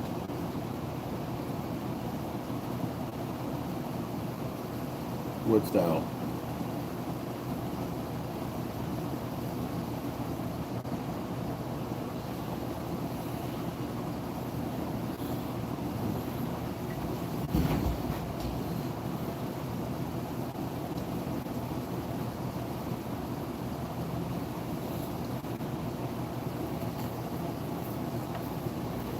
We got turquoise on there right now. It's drying. We're gonna set that sumbitch up there for a minute, let it finish drying. In the meantime, we'll put this back on here at a real low speed, make sure it don't fly apart like a fucking hand grenade.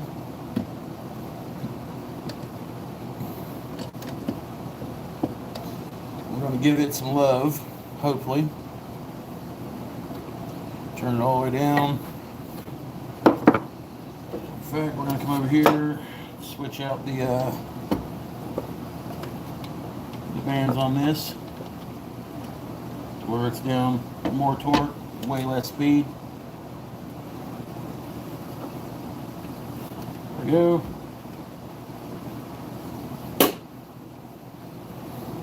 Don't get fragged. Yeah, I'm stepping off. I gotta get my mask on.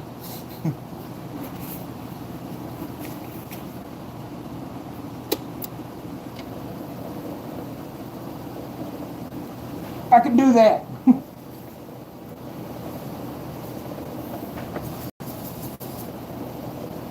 Right, so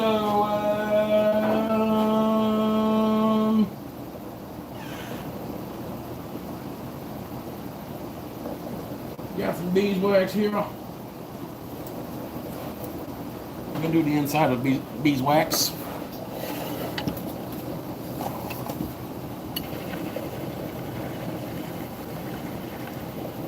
Fortunately, I think I might need to turn it up a little bit for beeswax.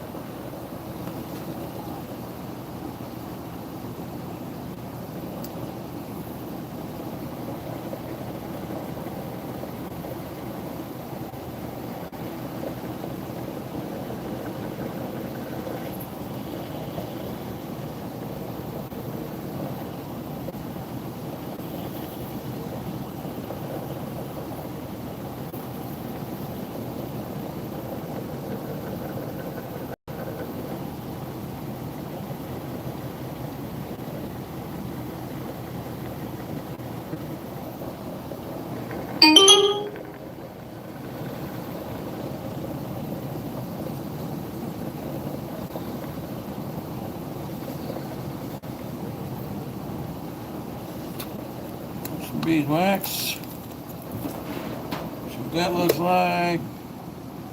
Oh yeah, got some beeswax in there, and then come over here and get my not that.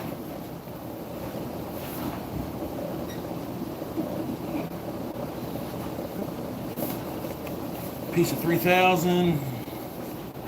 Warm that up on the inside a little bit.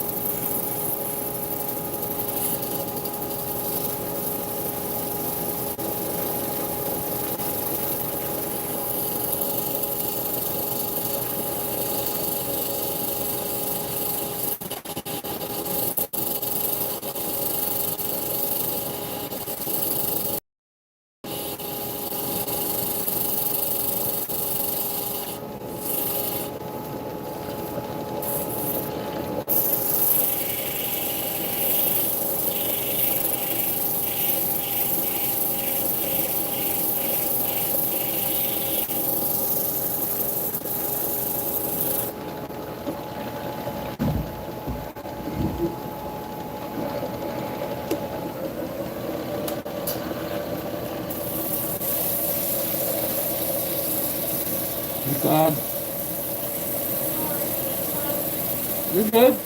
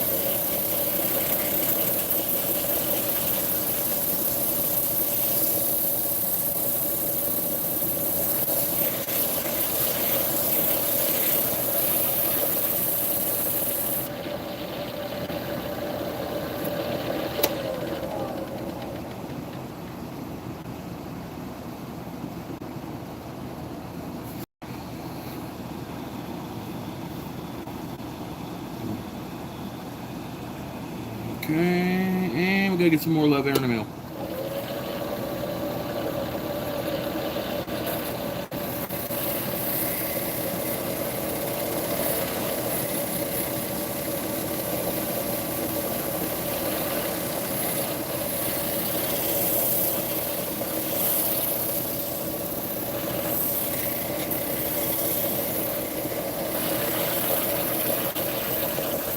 Alright. That's done, and now we'll get this.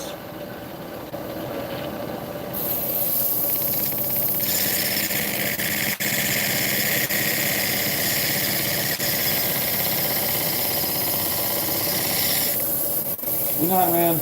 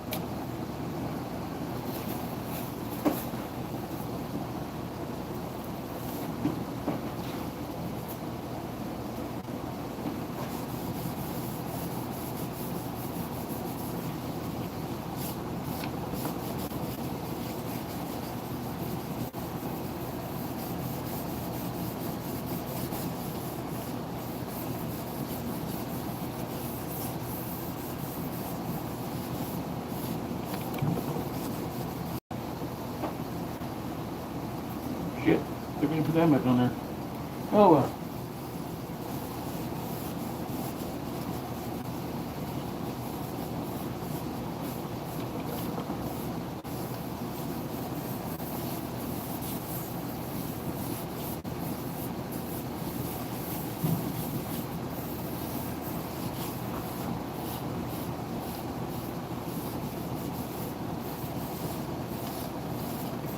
Alright, that's all sealed up, that's all shined up. Put that lid back on here.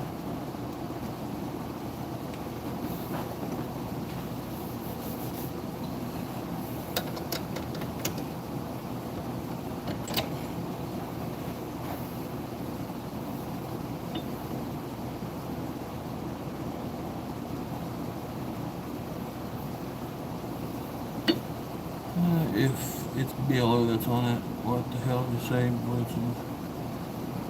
Yeah. Alright, boiled linseed oil right there. Now we're gonna make we're gonna clean up the actual pestle part of it here, and we're gonna hit it with some oil too.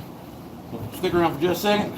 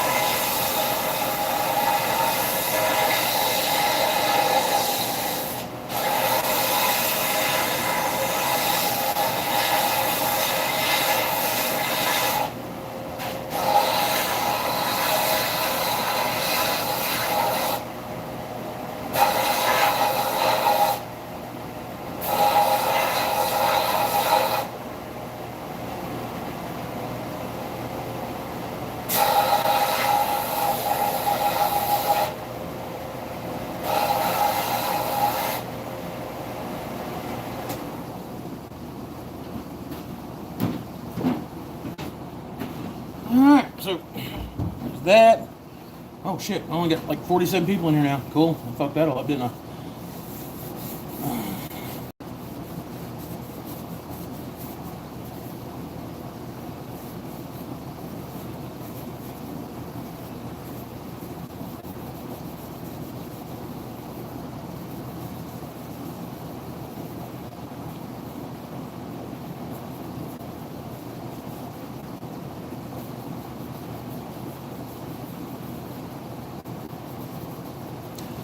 Yeah, I've been looking into that, Robert. I have no idea how to do it. And I want to be sure that I'm really, really onto it before I do it. So, this is the, me dropping shit. This is exactly what this is.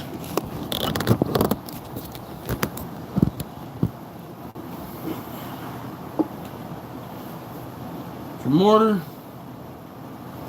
pestle, and you grind shit up in the bottom of it. It's kind of a long build because, you know, you got a bunch of inlays and shit, but you know, I have like a two-piece that goes together. Pretty unique. I've never seen one like it before.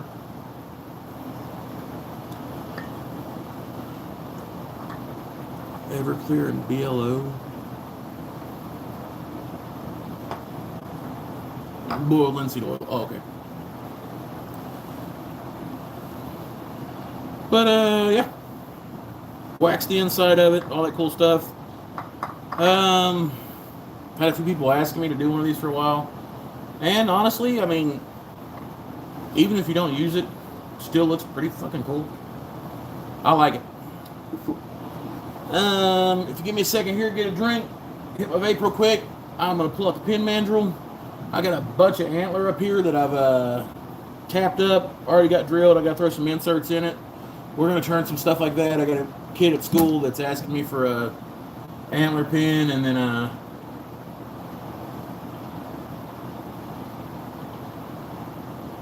got an antler. It's got some Paduke and walnut chucked into it. It's all antler, top and bottom. Can I get 190 Everclear here? Yes.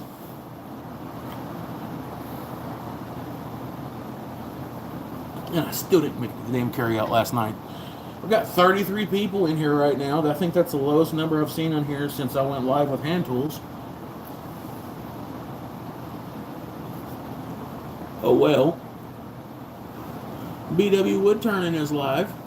But this right here is by far probably one of the coolest things that I remember doing in a long time. I really like the just the match set of it. Set that up here. Let me get this chuck off here and get the pin mandrel set up. And we're gonna turn some turn a couple pins. I might turn a bowl here later and try out a couple of these texturing tools. Might make a yo-yo, might do some crazy shit. Might run outside naked and beat on the neighbors. I don't know. It all depends on how wild I want to get, right? Let's see what we got up here in the grab bag. Do one in black, and I think I might have some gunmetal up here. If I got some gunmetal, we'll do one in gunmetal, maybe two in gunmetal. Nice antler. Would love to have antler, please.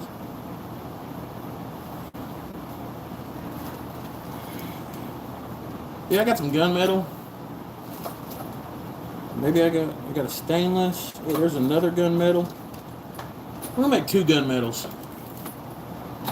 See what it looks like with just antler, and see what it looks like with just wood.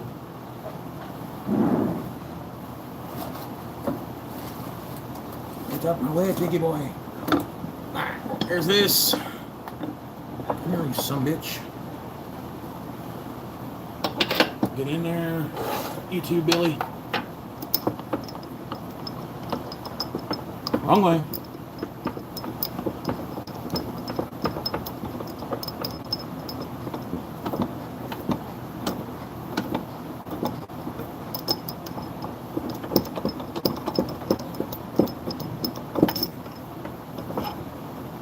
Set you down here. A box of gadgetry.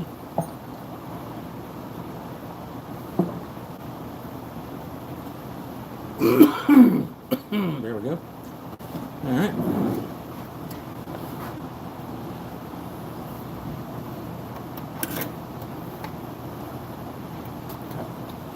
Do. Go fuck yourself. First one is gonna be you want to do all antler or antler and wood to start off with? I'll let you guys pick. We'll do all antler first.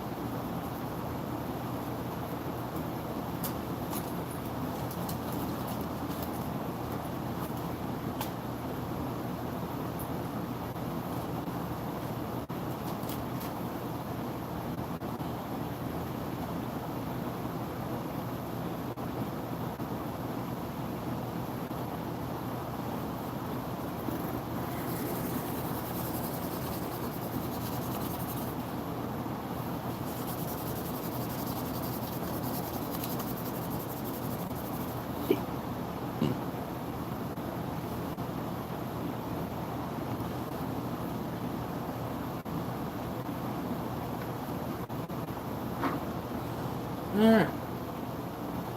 One. So, while I'm sitting here, sand and brass inserts. If you haven't liked and subscribed yet, please do so. It means a lot. Helps out the algorithm, all that cool stuff like that.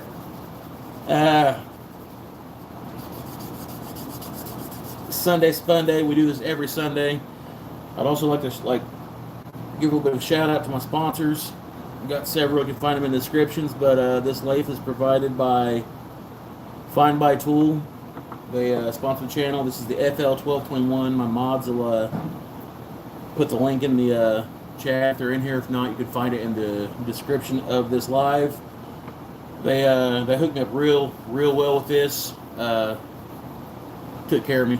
Got like nothing but good things to say about this, and I have put this lathe through its paces, trying to get it to break down, trying to get it to default, and I can't do it. So I've got nothing but good things to say about it. Got Wood LLC, also known as turningblanks.net. Most likely going to be my exclusive hardwood dealer from now on out. I've was sent some stuff by another wood dealer. I'm not going to mention their name, and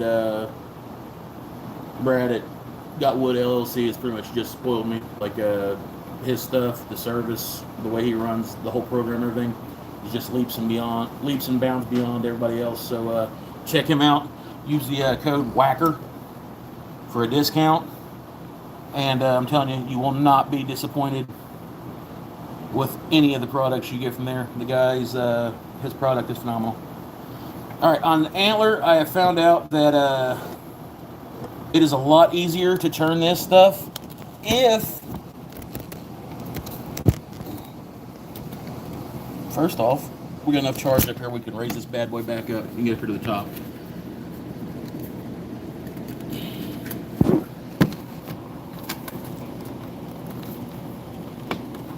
Okay, cool.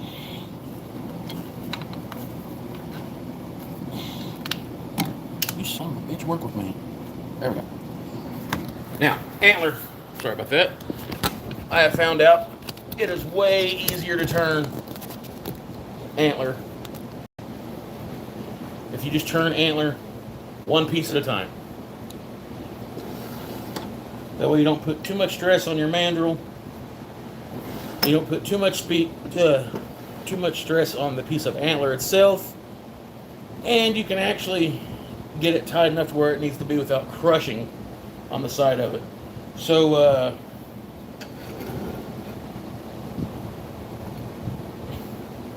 the full-size tool rest, that makes it kind of awkward and all that good stuff, but we're still able to make things happen. I'm back. What's happening? Getting ready to turn some pins, bud. Now, on pins, you want to go high speed. On antler, I assure you, you want to go high speed.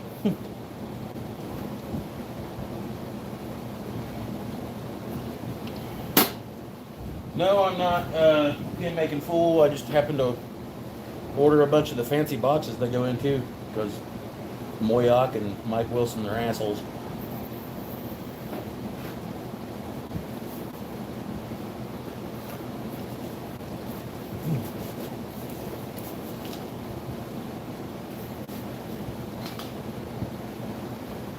Alright, so this is on the higher speed spectrum. Crank her up. Give her hell.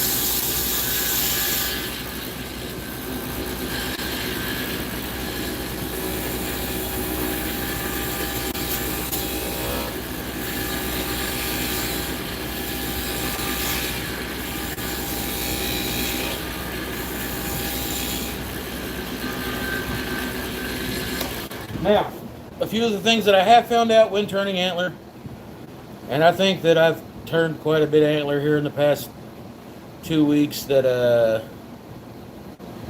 if you can tilt the camera down the piece. Oh, my bad. There you go, bro. Sorry about that, y'all. So, I think that I've turned enough antler here in the past few weeks that I might be able to give a little bit of advice on this. A lot of people will use the square when rounding it off. When you're doing the antler, use your round, max your speed out, less likely to get snags. Where it's all the antler is pretty much, it's calcified keratin, which is the same thing that your fingernails and your hair is made out of. So it comes off like epoxy ribbons if you're able to kind of angle it down just a little bit and to the side. And if you get it up at a higher rotation, you'll get a super clean cut on it, and it won't tear out all the minerals and it won't burn the minerals up. So whenever you you polish this up, you'll still be able to see all the different mineral deposits and everything that's in the antler, and that's what people really want in the antler. So this first half's almost done, and we'll get on to the other piece here in just a second.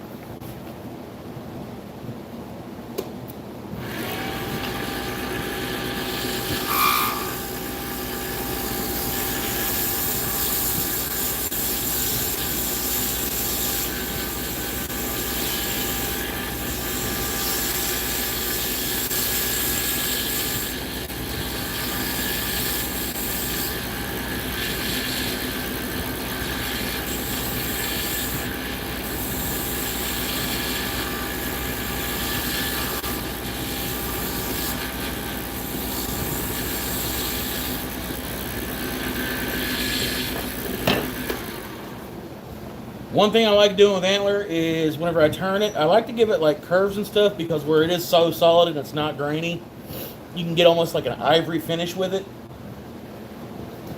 And whenever I sand antler, I start off at like 400, 600, somewhere there. And that's where I go from there. Yes, it actually was the Bighorn Tools. The Bighorn Tools round carbide, or that's a square carbide. I was just now using the round carbide, I'm sorry. But yeah, my bad, right here. Bighorn, blow, round carbide. So I also sand it at a relatively high speed.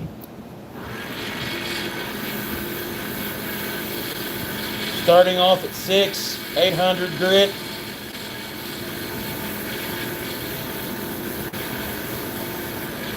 Because you don't have any grain to smooth over or anything like that. And the only thing that you're really wanting to do is you're wanting to open the edges of the keratin that's got those minerals trapped in there, so the different minerals can oxidize real quick, and it'll give you that crazy looking pattern throughout your antler whenever you put your finish on there. And where it looks like bone or ivory or whatever like that, it's the perfect thing to like kind of church up and put some curves in, man. So we've only hit this with 600. We have not hit this with anything to like spice it up yet.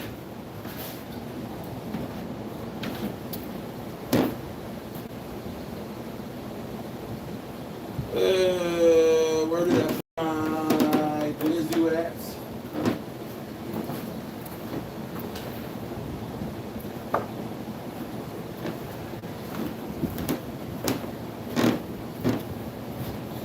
Alright. Oh, there it is, right in front of me, because I'm a dumbass.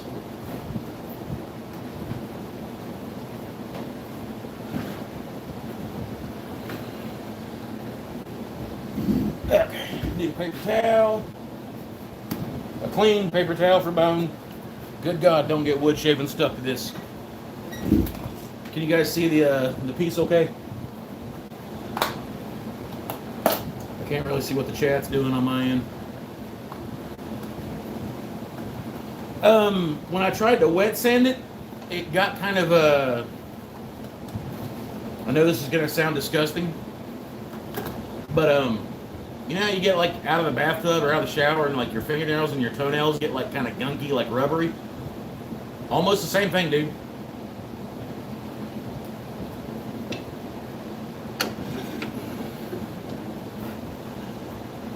I will go up through the grits on this.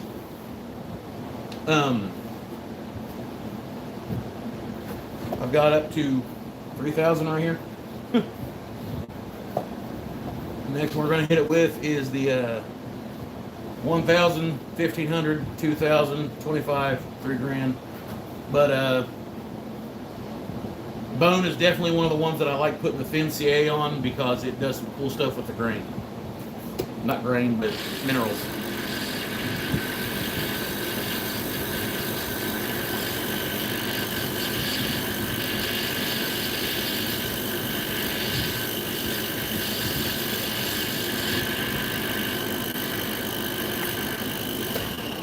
And you can feel it just getting glossier and glossier as you go.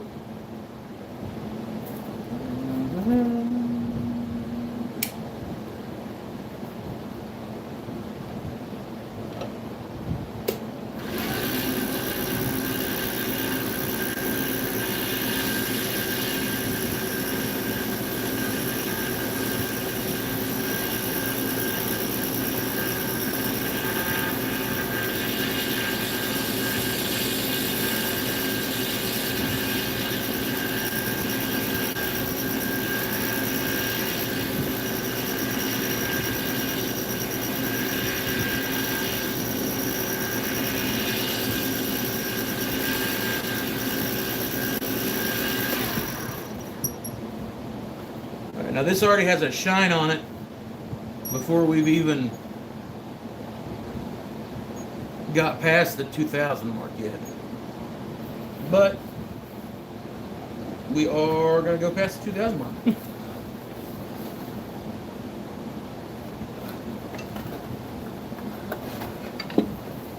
Maybe.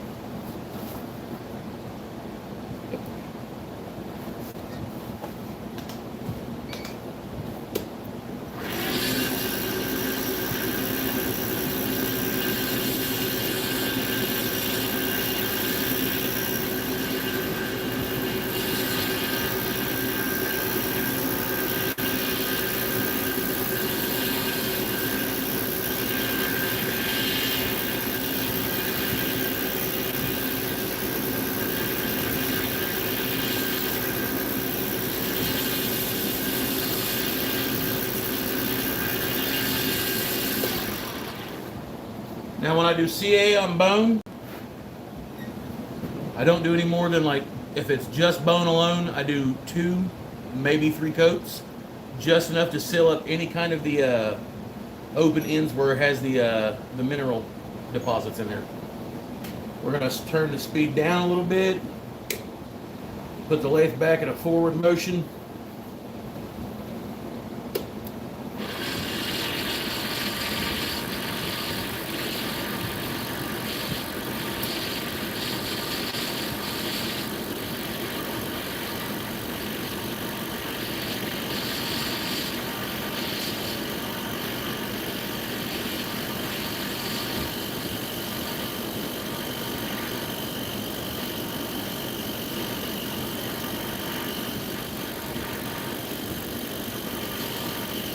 If you torch it, it stinks.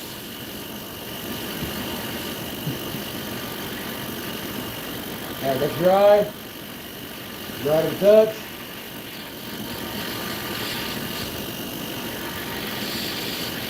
And with that dry, we're going to hit it with 3000 again, and then we're going to polish it.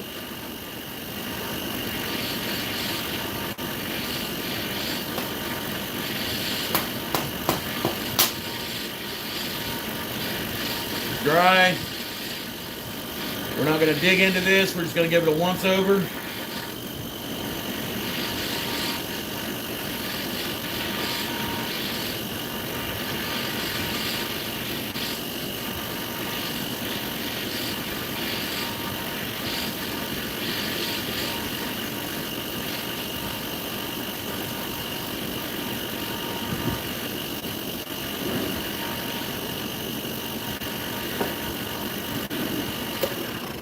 All right.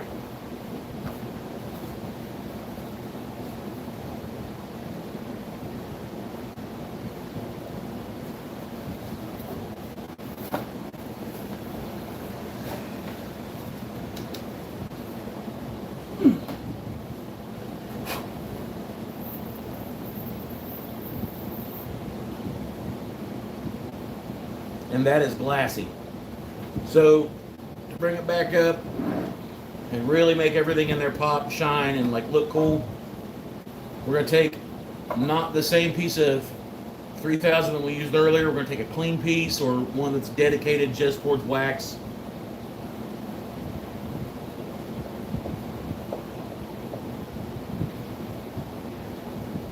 We're going to impregnate the grains of the sandpaper with it.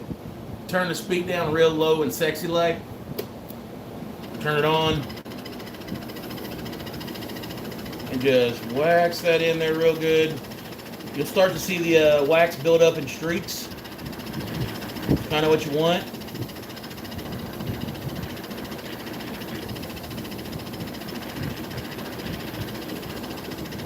When you drag it across, you see little bands build up.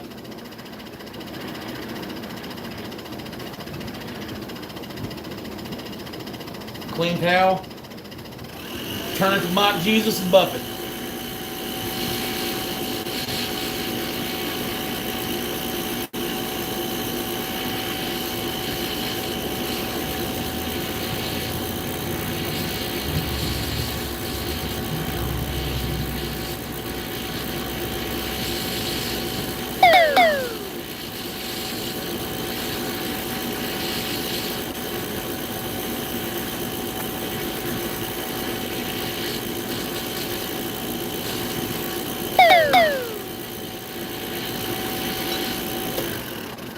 And then take that sumbitch up off the mandrel.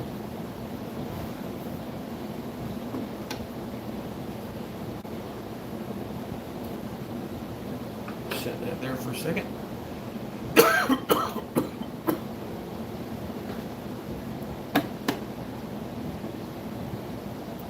Try to get the focus. And down here at the bottom, you can see where all the minerals were at the base of the antler and all that stuff like that. So that's smooth, that's glassy, that's bone-like. So we're going to do the other half of this. We're going to put together on a gunmetal piece. Been a kid at school, lunchbox, and my little buddy. He's been asking me for an antler pin. Like, he's a little outdoorsman dude. He's like the same kid that let me borrow the duck call so I could get the pattern off of it and all that stuff like that. Damn good kid. So I'm gonna see later if we can engrave bone with a laser too. Lunchbox is my homie.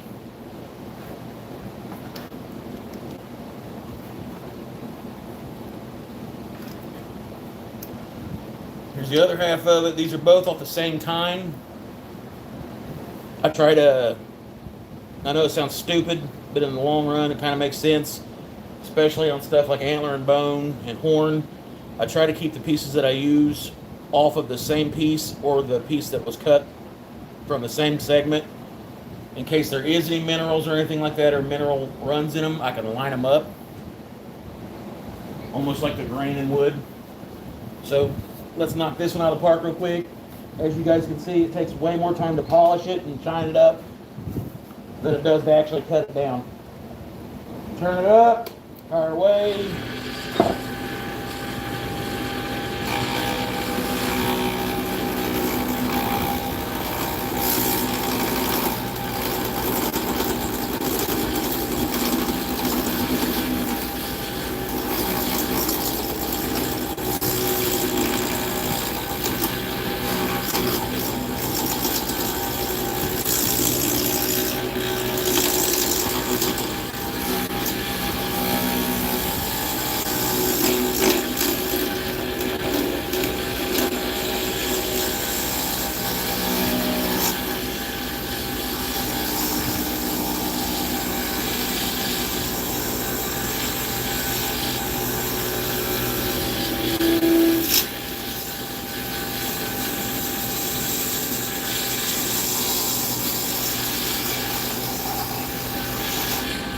Rule of thumb, whenever you're getting into antler, whenever you start seeing the streamer stuff coming up, you're at the point where you can start getting all crazy with the design process of it.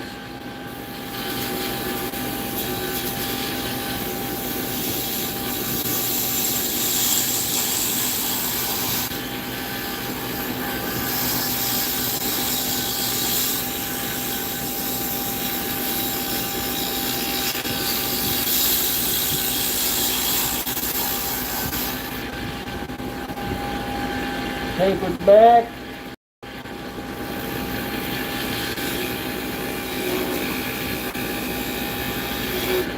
Flared right there.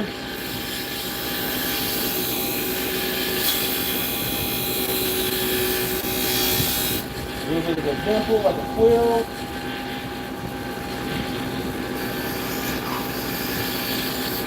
Run that thread into that. Now we're going to sand it.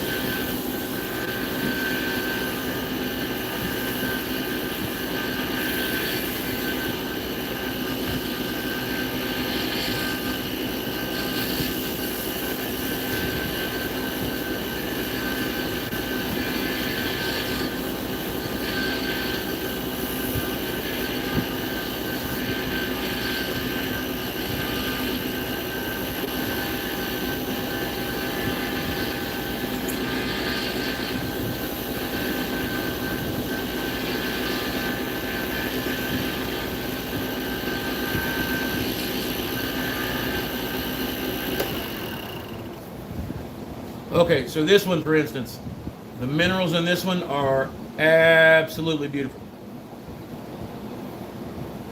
Wow. This has all the different colors and hues in it, and you'll see here in just a second. So we're already to the point of doing the CA.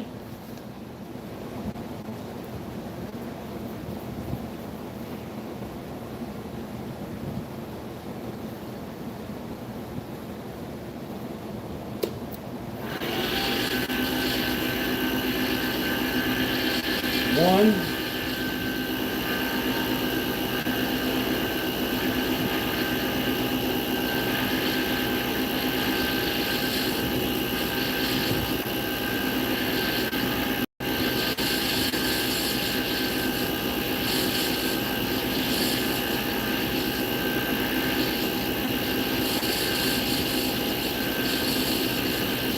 That's dry.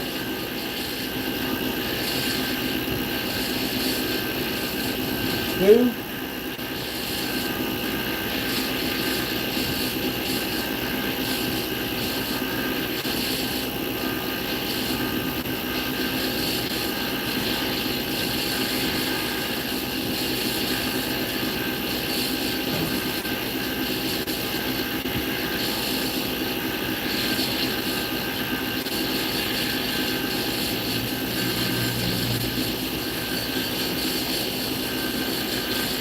Okay.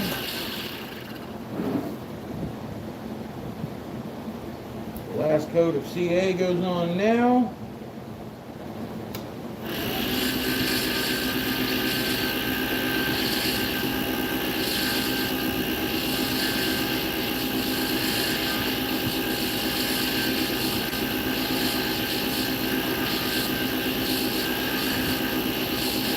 Like that, turn this down all sexy like.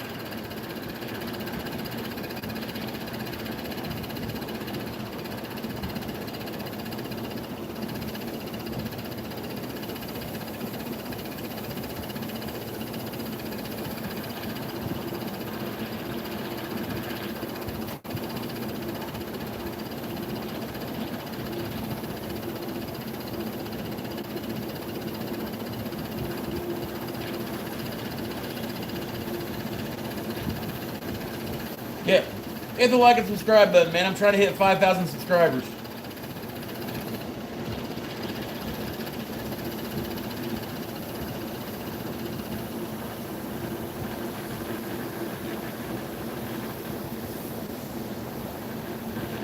Alright, so we got our lines in there.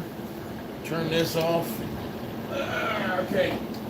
Get my buffing towel here. We're going to turn this bad boy back up to Mock Jesus. We're going to buff her out.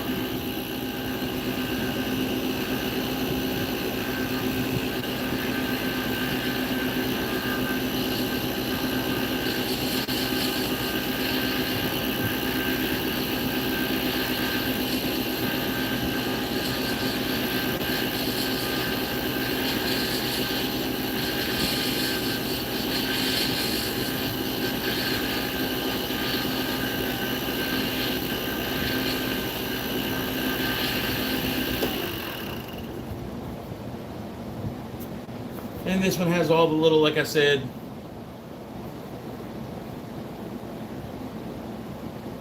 mineral deposits and stuff like that that you want to find in an antler. So back this off here. Pop this off here. Pop this off now. Put this back in here because we're going to be using this in a second.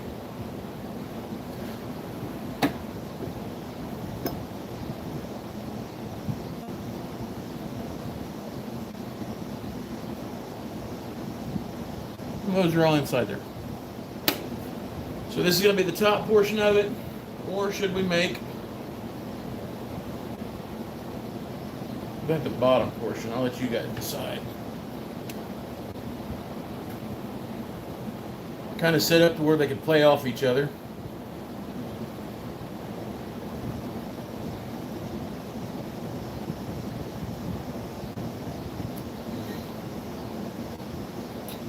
Let's get this back out of the way.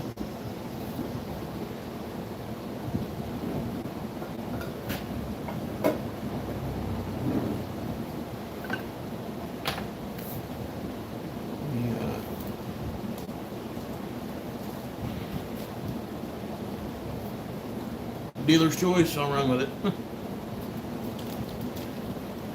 Get my collection of dope dealer baggies out of here.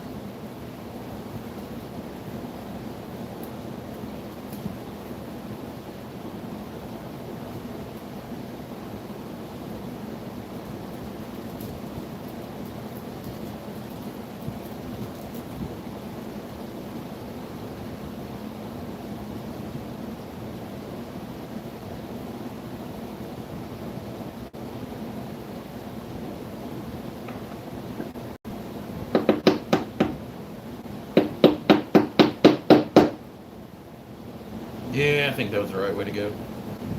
I really do. Alright.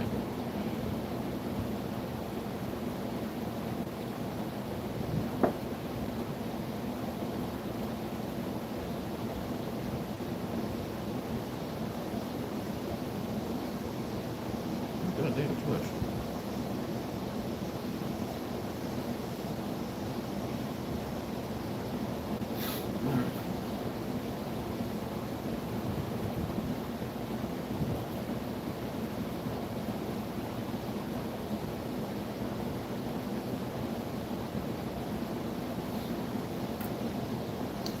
And then we'll put the little middle collar on here because apparently all I do is have bags.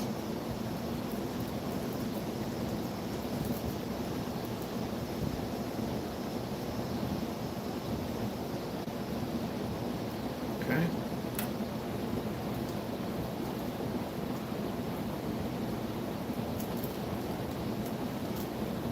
And we'll put that flourish towards the middle to kind of make it play off of it.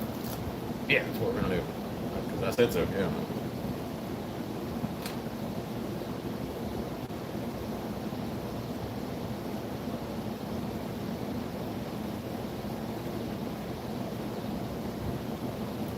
Yeah, son of a bitch.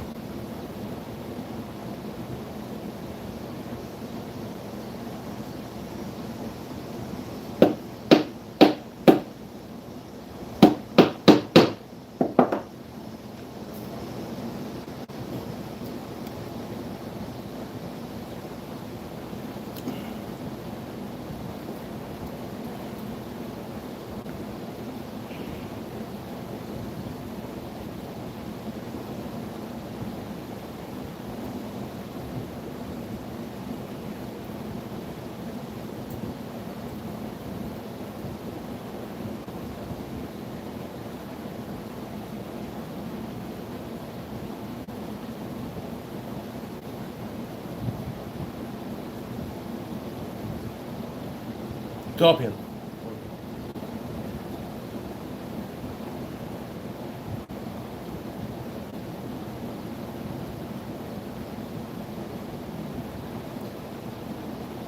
That's all bone. Or all antler.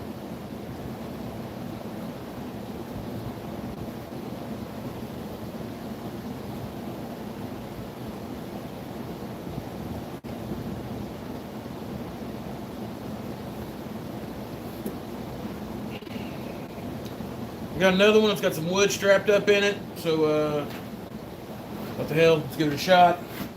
It's right here, and here's the other piece. I don't know how much it's gonna work out, but we're gonna give it the old fucking what for.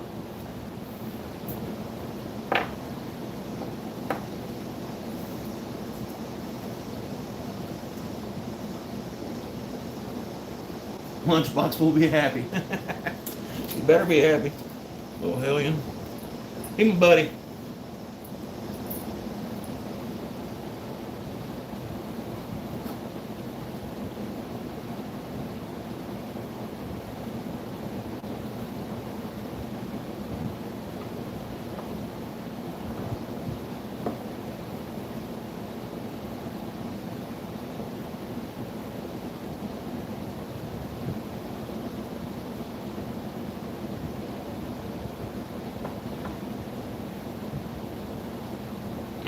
Yeah, bucket. That's what we're doing.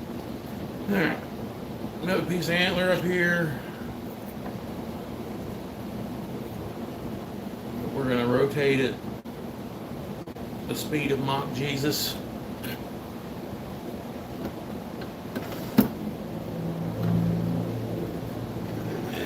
then the piece that goes towards the other end has got some wood on it. Looks like some maple, some padauk, and some walnut.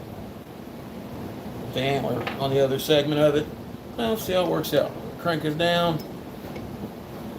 Put the old hood on.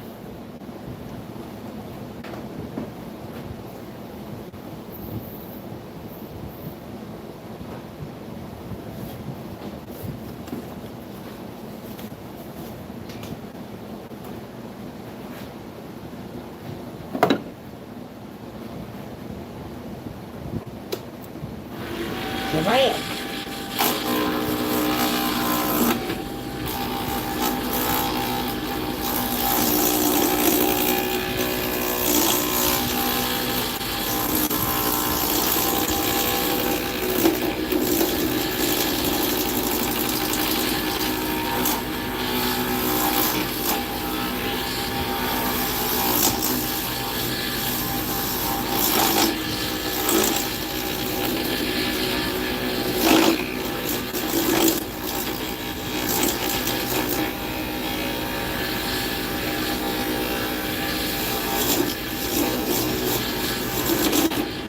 That's what I like to see, that poor man's ivory.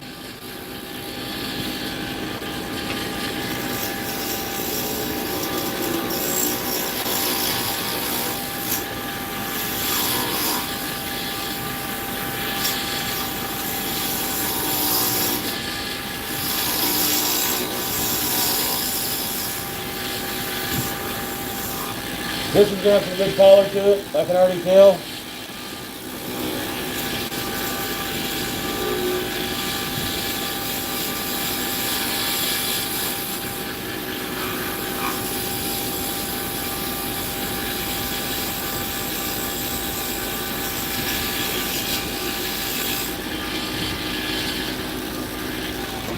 See what kind of colors we got before I start like actually chopping on it. Oh damn, that is beautiful.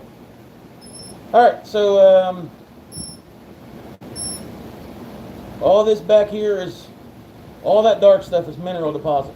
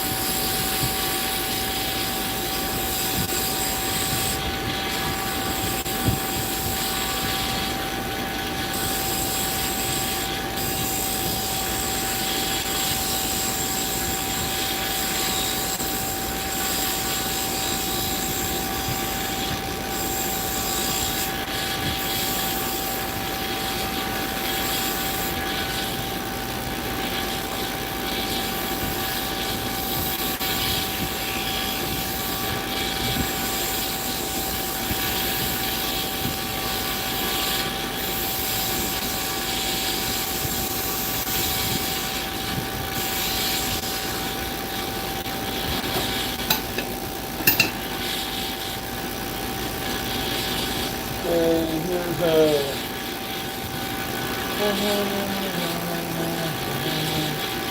400.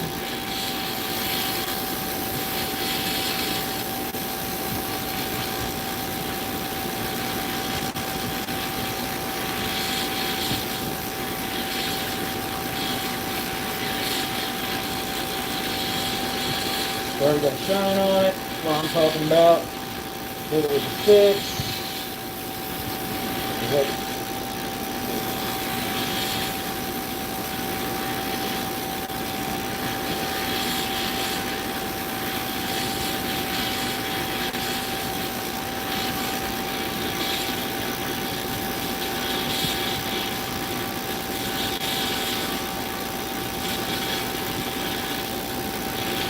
Okay.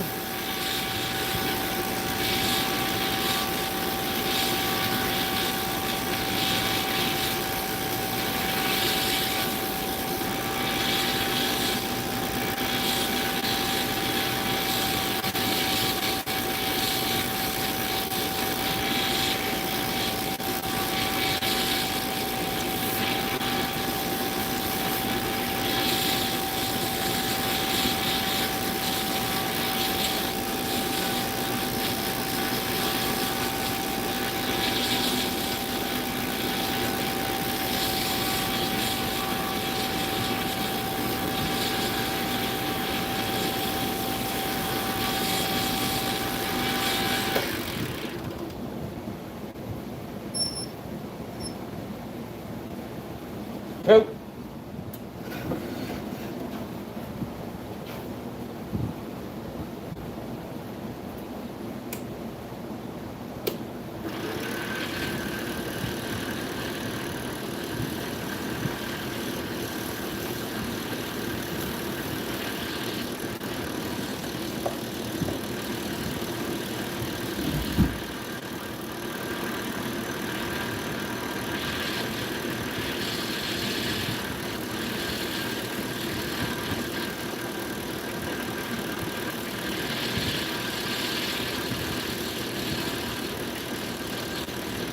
What's up, Chase? How's it going, man?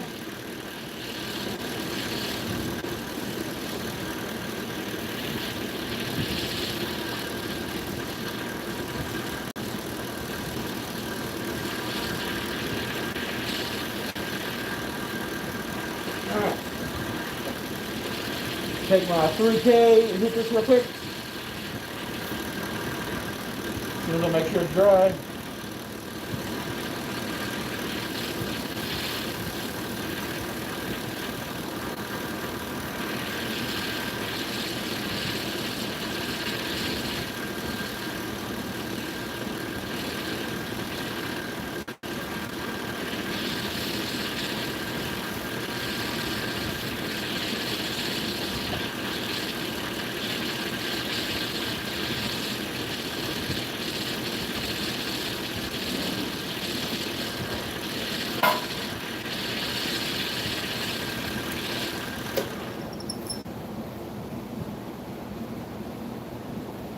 Alright, where's my 3K at? Here it is in my hand because I'm a dumbass.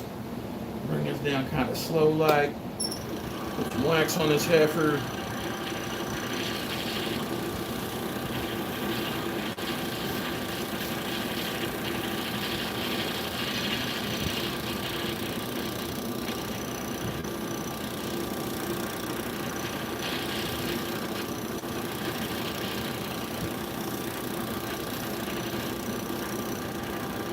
Get the buffing towel, also known as the whacking rag. Come on, Jesus speed.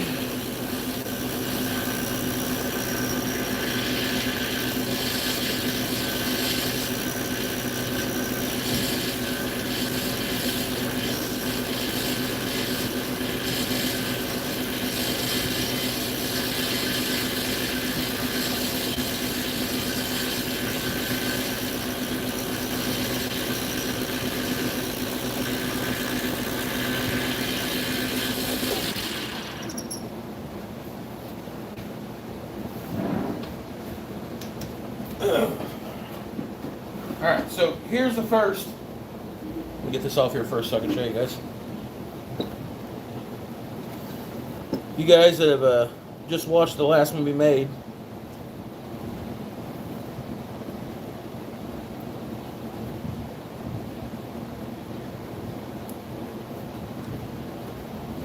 This is how much antler differentiates because of the minerals inside of it. Here's one solid antler pin. See how white that is and almost looks like ivory?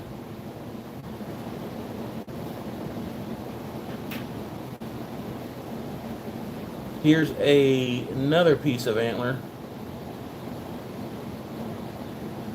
off of the same rack of the deer, just a different tine. That's why you always want to keep your tines lined up together. Alright, so that one's done. We got the other piece over here with the wood in it. Hopefully it don't fly apart when we're spinning this thing at sweet baby Jesus speeds. My luck, I'm probably going to. Don't give a shit though. We're going to roll with it.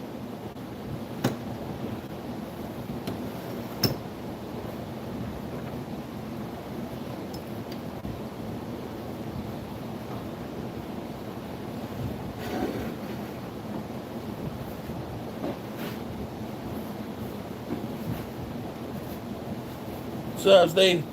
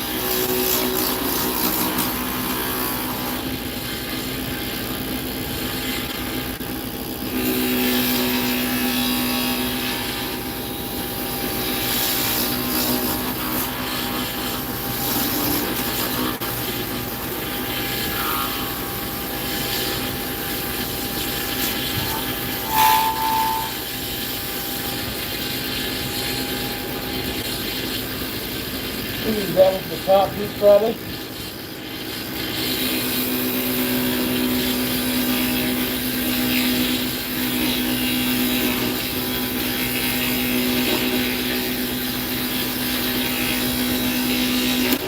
Oh shit. What'd I break? Split it right down the middle on that bitch too, didn't I?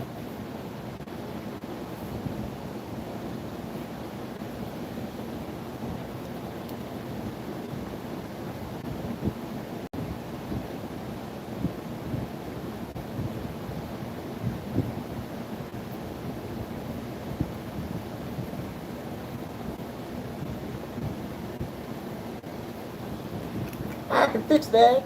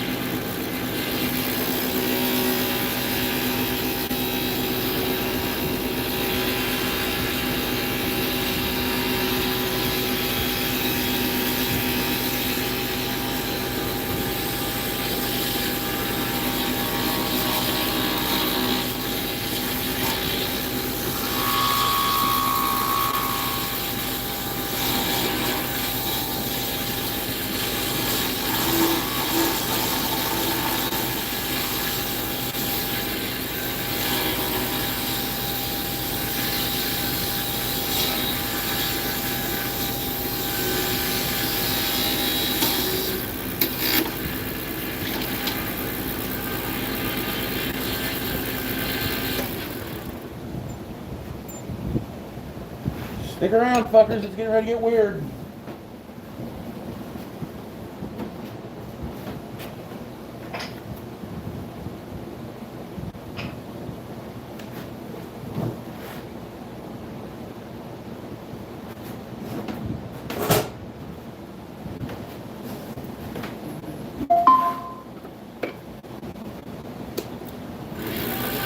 Ain't no fuck about it. I can fix that.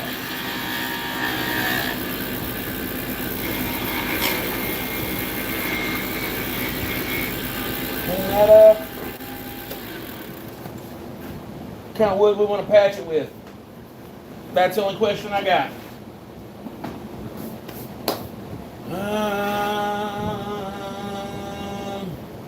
We got Osage. We got hemp wood. We got, I don't know if I want to use any of that camphor. Burl. That's just beautiful. Hemp wood. Where's some hemp wood? Pretty sure I got a piece of it over here.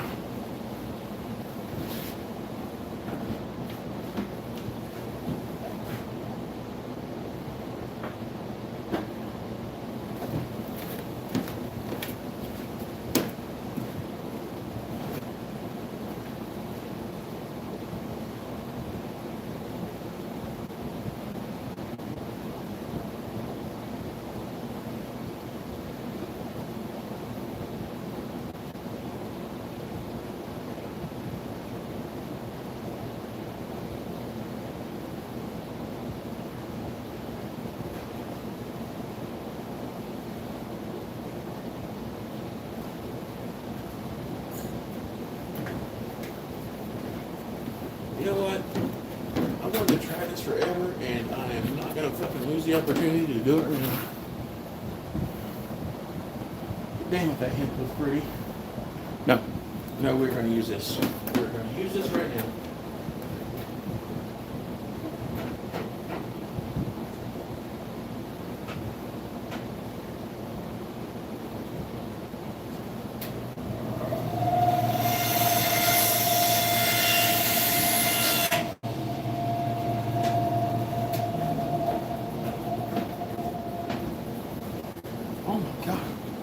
If it fucking looks anything like it smells, it's gonna be amazing. I know that.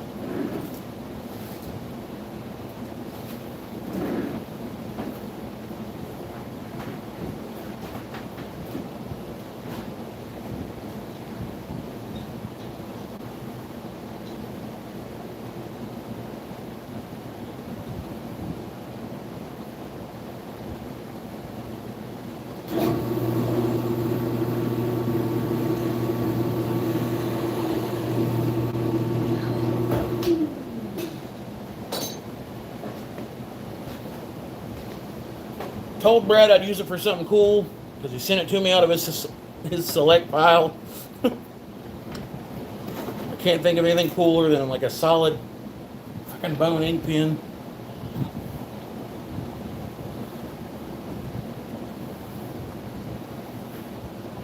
So that's what we're going to use for it.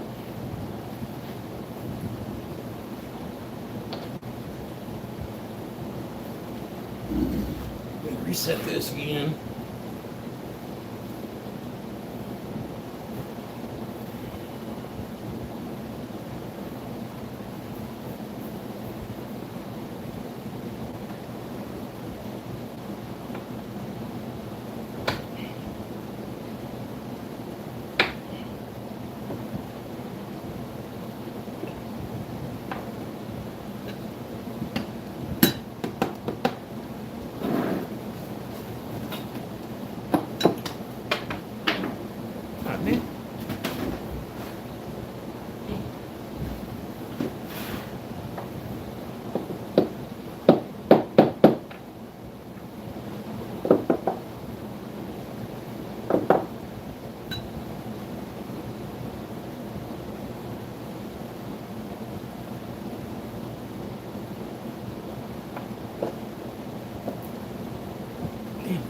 Glued my fingerprints to it, but it's on there. All right.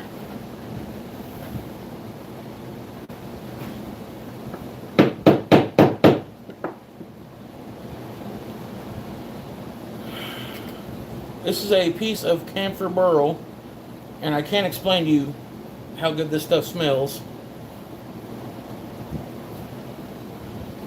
Brad from Gotwood LLC, also one of the channel sponsors, sent this stuff to me. It's out of their one-of-a-kind burls they got. One of the offcuts. He sent it to me just to see how it worked out. Man, this stuff is amazing looking.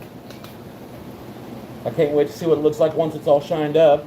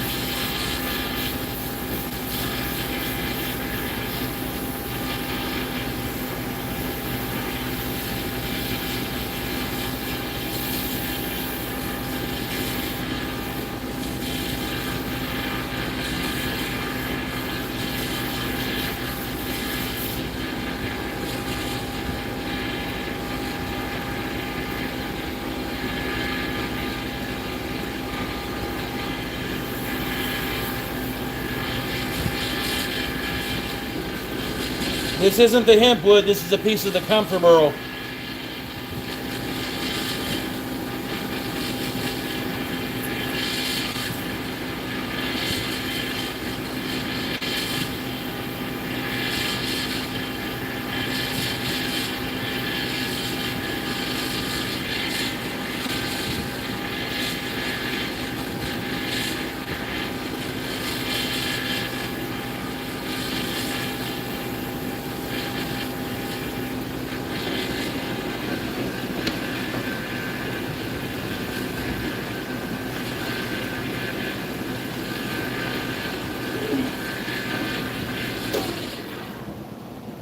Gonna have a little bit of trimming to do down here on the brass parts, but it'll be fine. And this is the top segment for it, and then I'll compare it to the other piece that other antler pin that we just made. Jesus God, I can't even talk.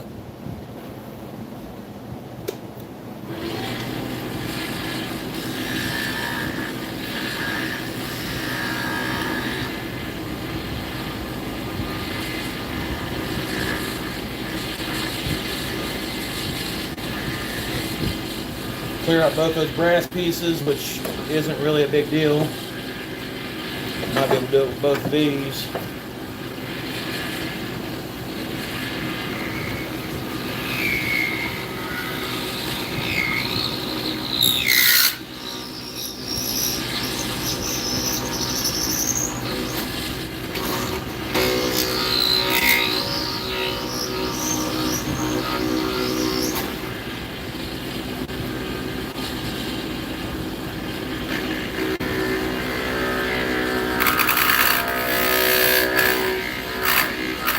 Now both of them will snap right off here.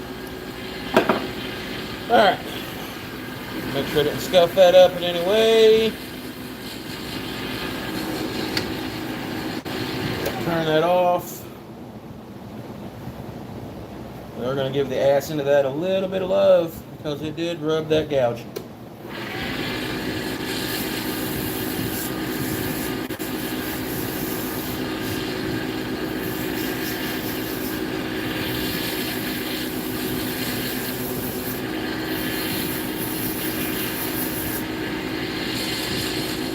Turn it down a little bit. It's medium, we don't want medium.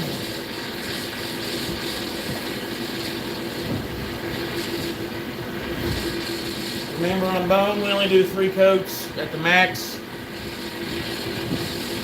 We don't wet sand it.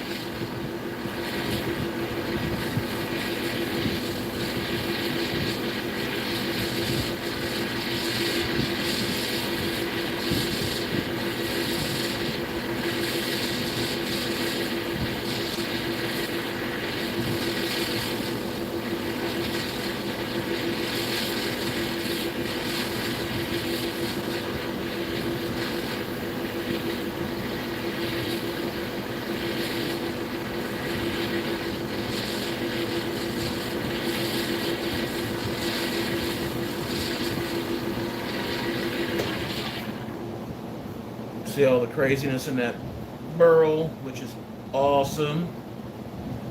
That's got a good coat on it. Alright, so we're going to hit it with the clean 3000 or the dirty 3000. One more coat of CA and then we're going to polish it.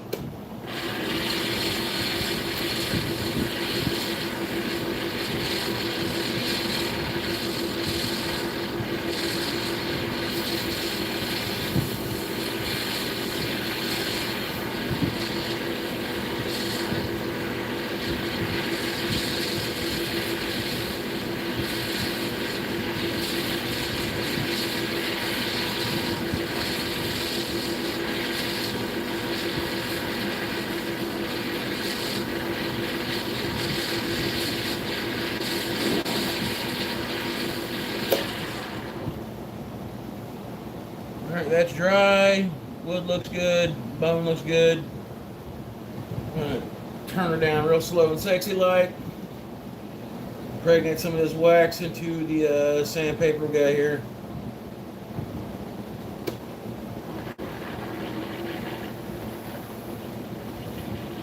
rubber in there, all dirty, like, you know, like Chinese massage parlor dirty.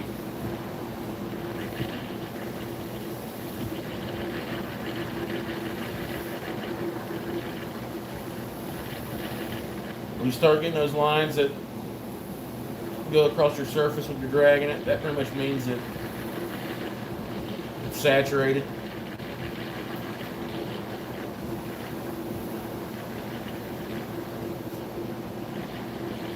Then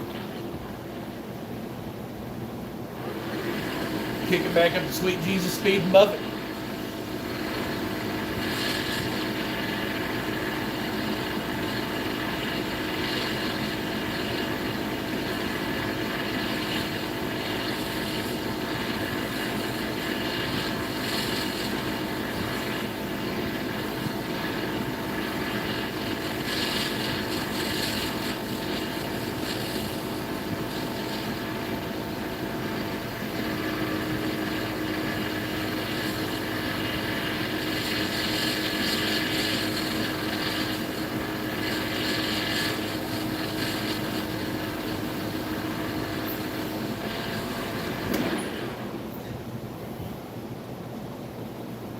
And we've got a good termination line in between the wood that we added because the first piece blown off.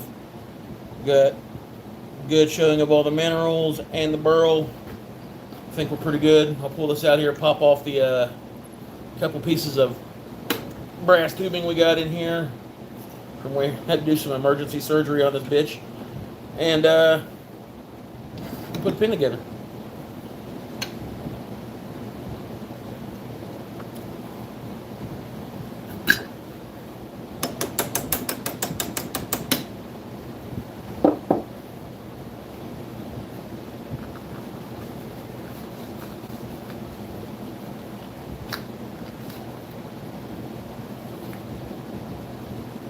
There we go.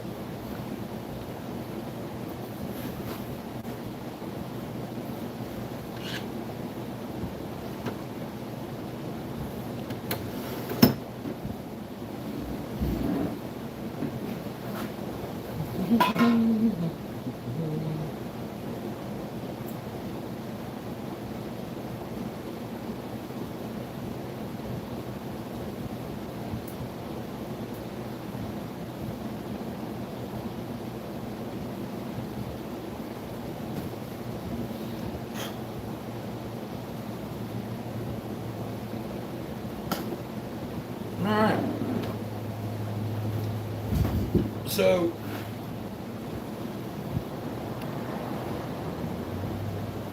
we're going to use this piece right here for the bottom.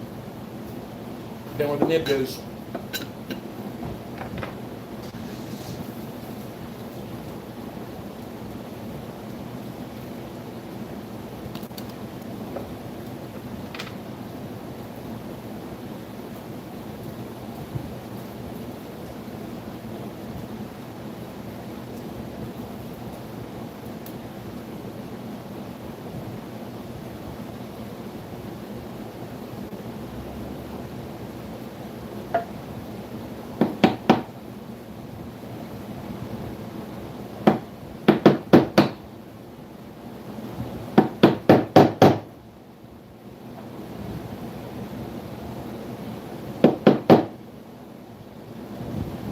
Yep.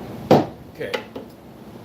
And then we're going to take this piece, we're going to put it in the top here.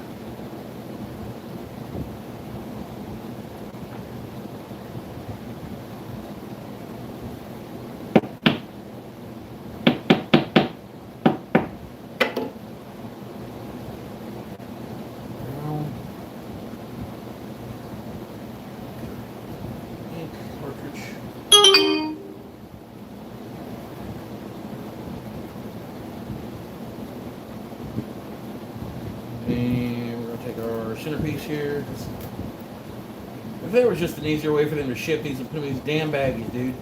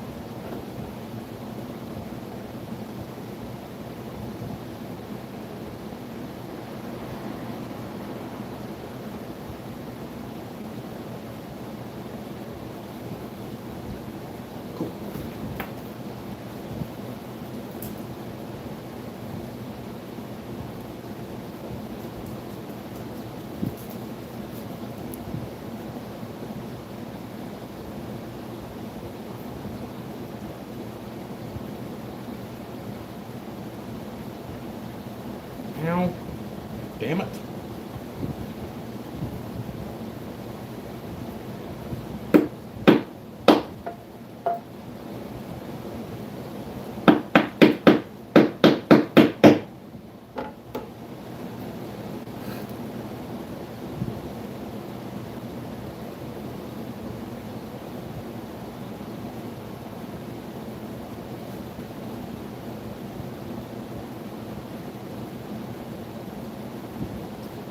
Here's the one we just made that's got the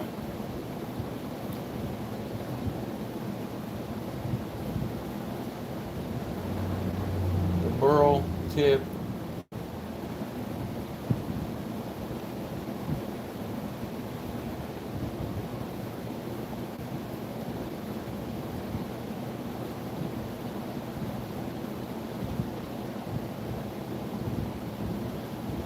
And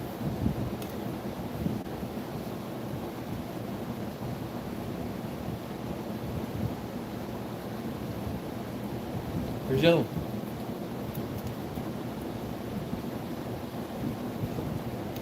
Two antler pins, one with a camphor tip.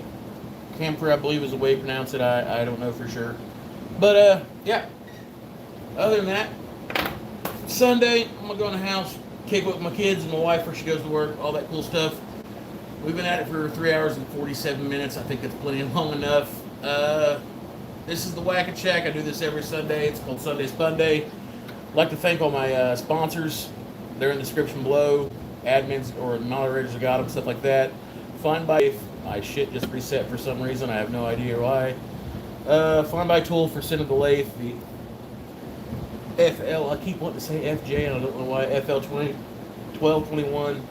Got Wood LLC. Use the code WHACKER for a discount with them.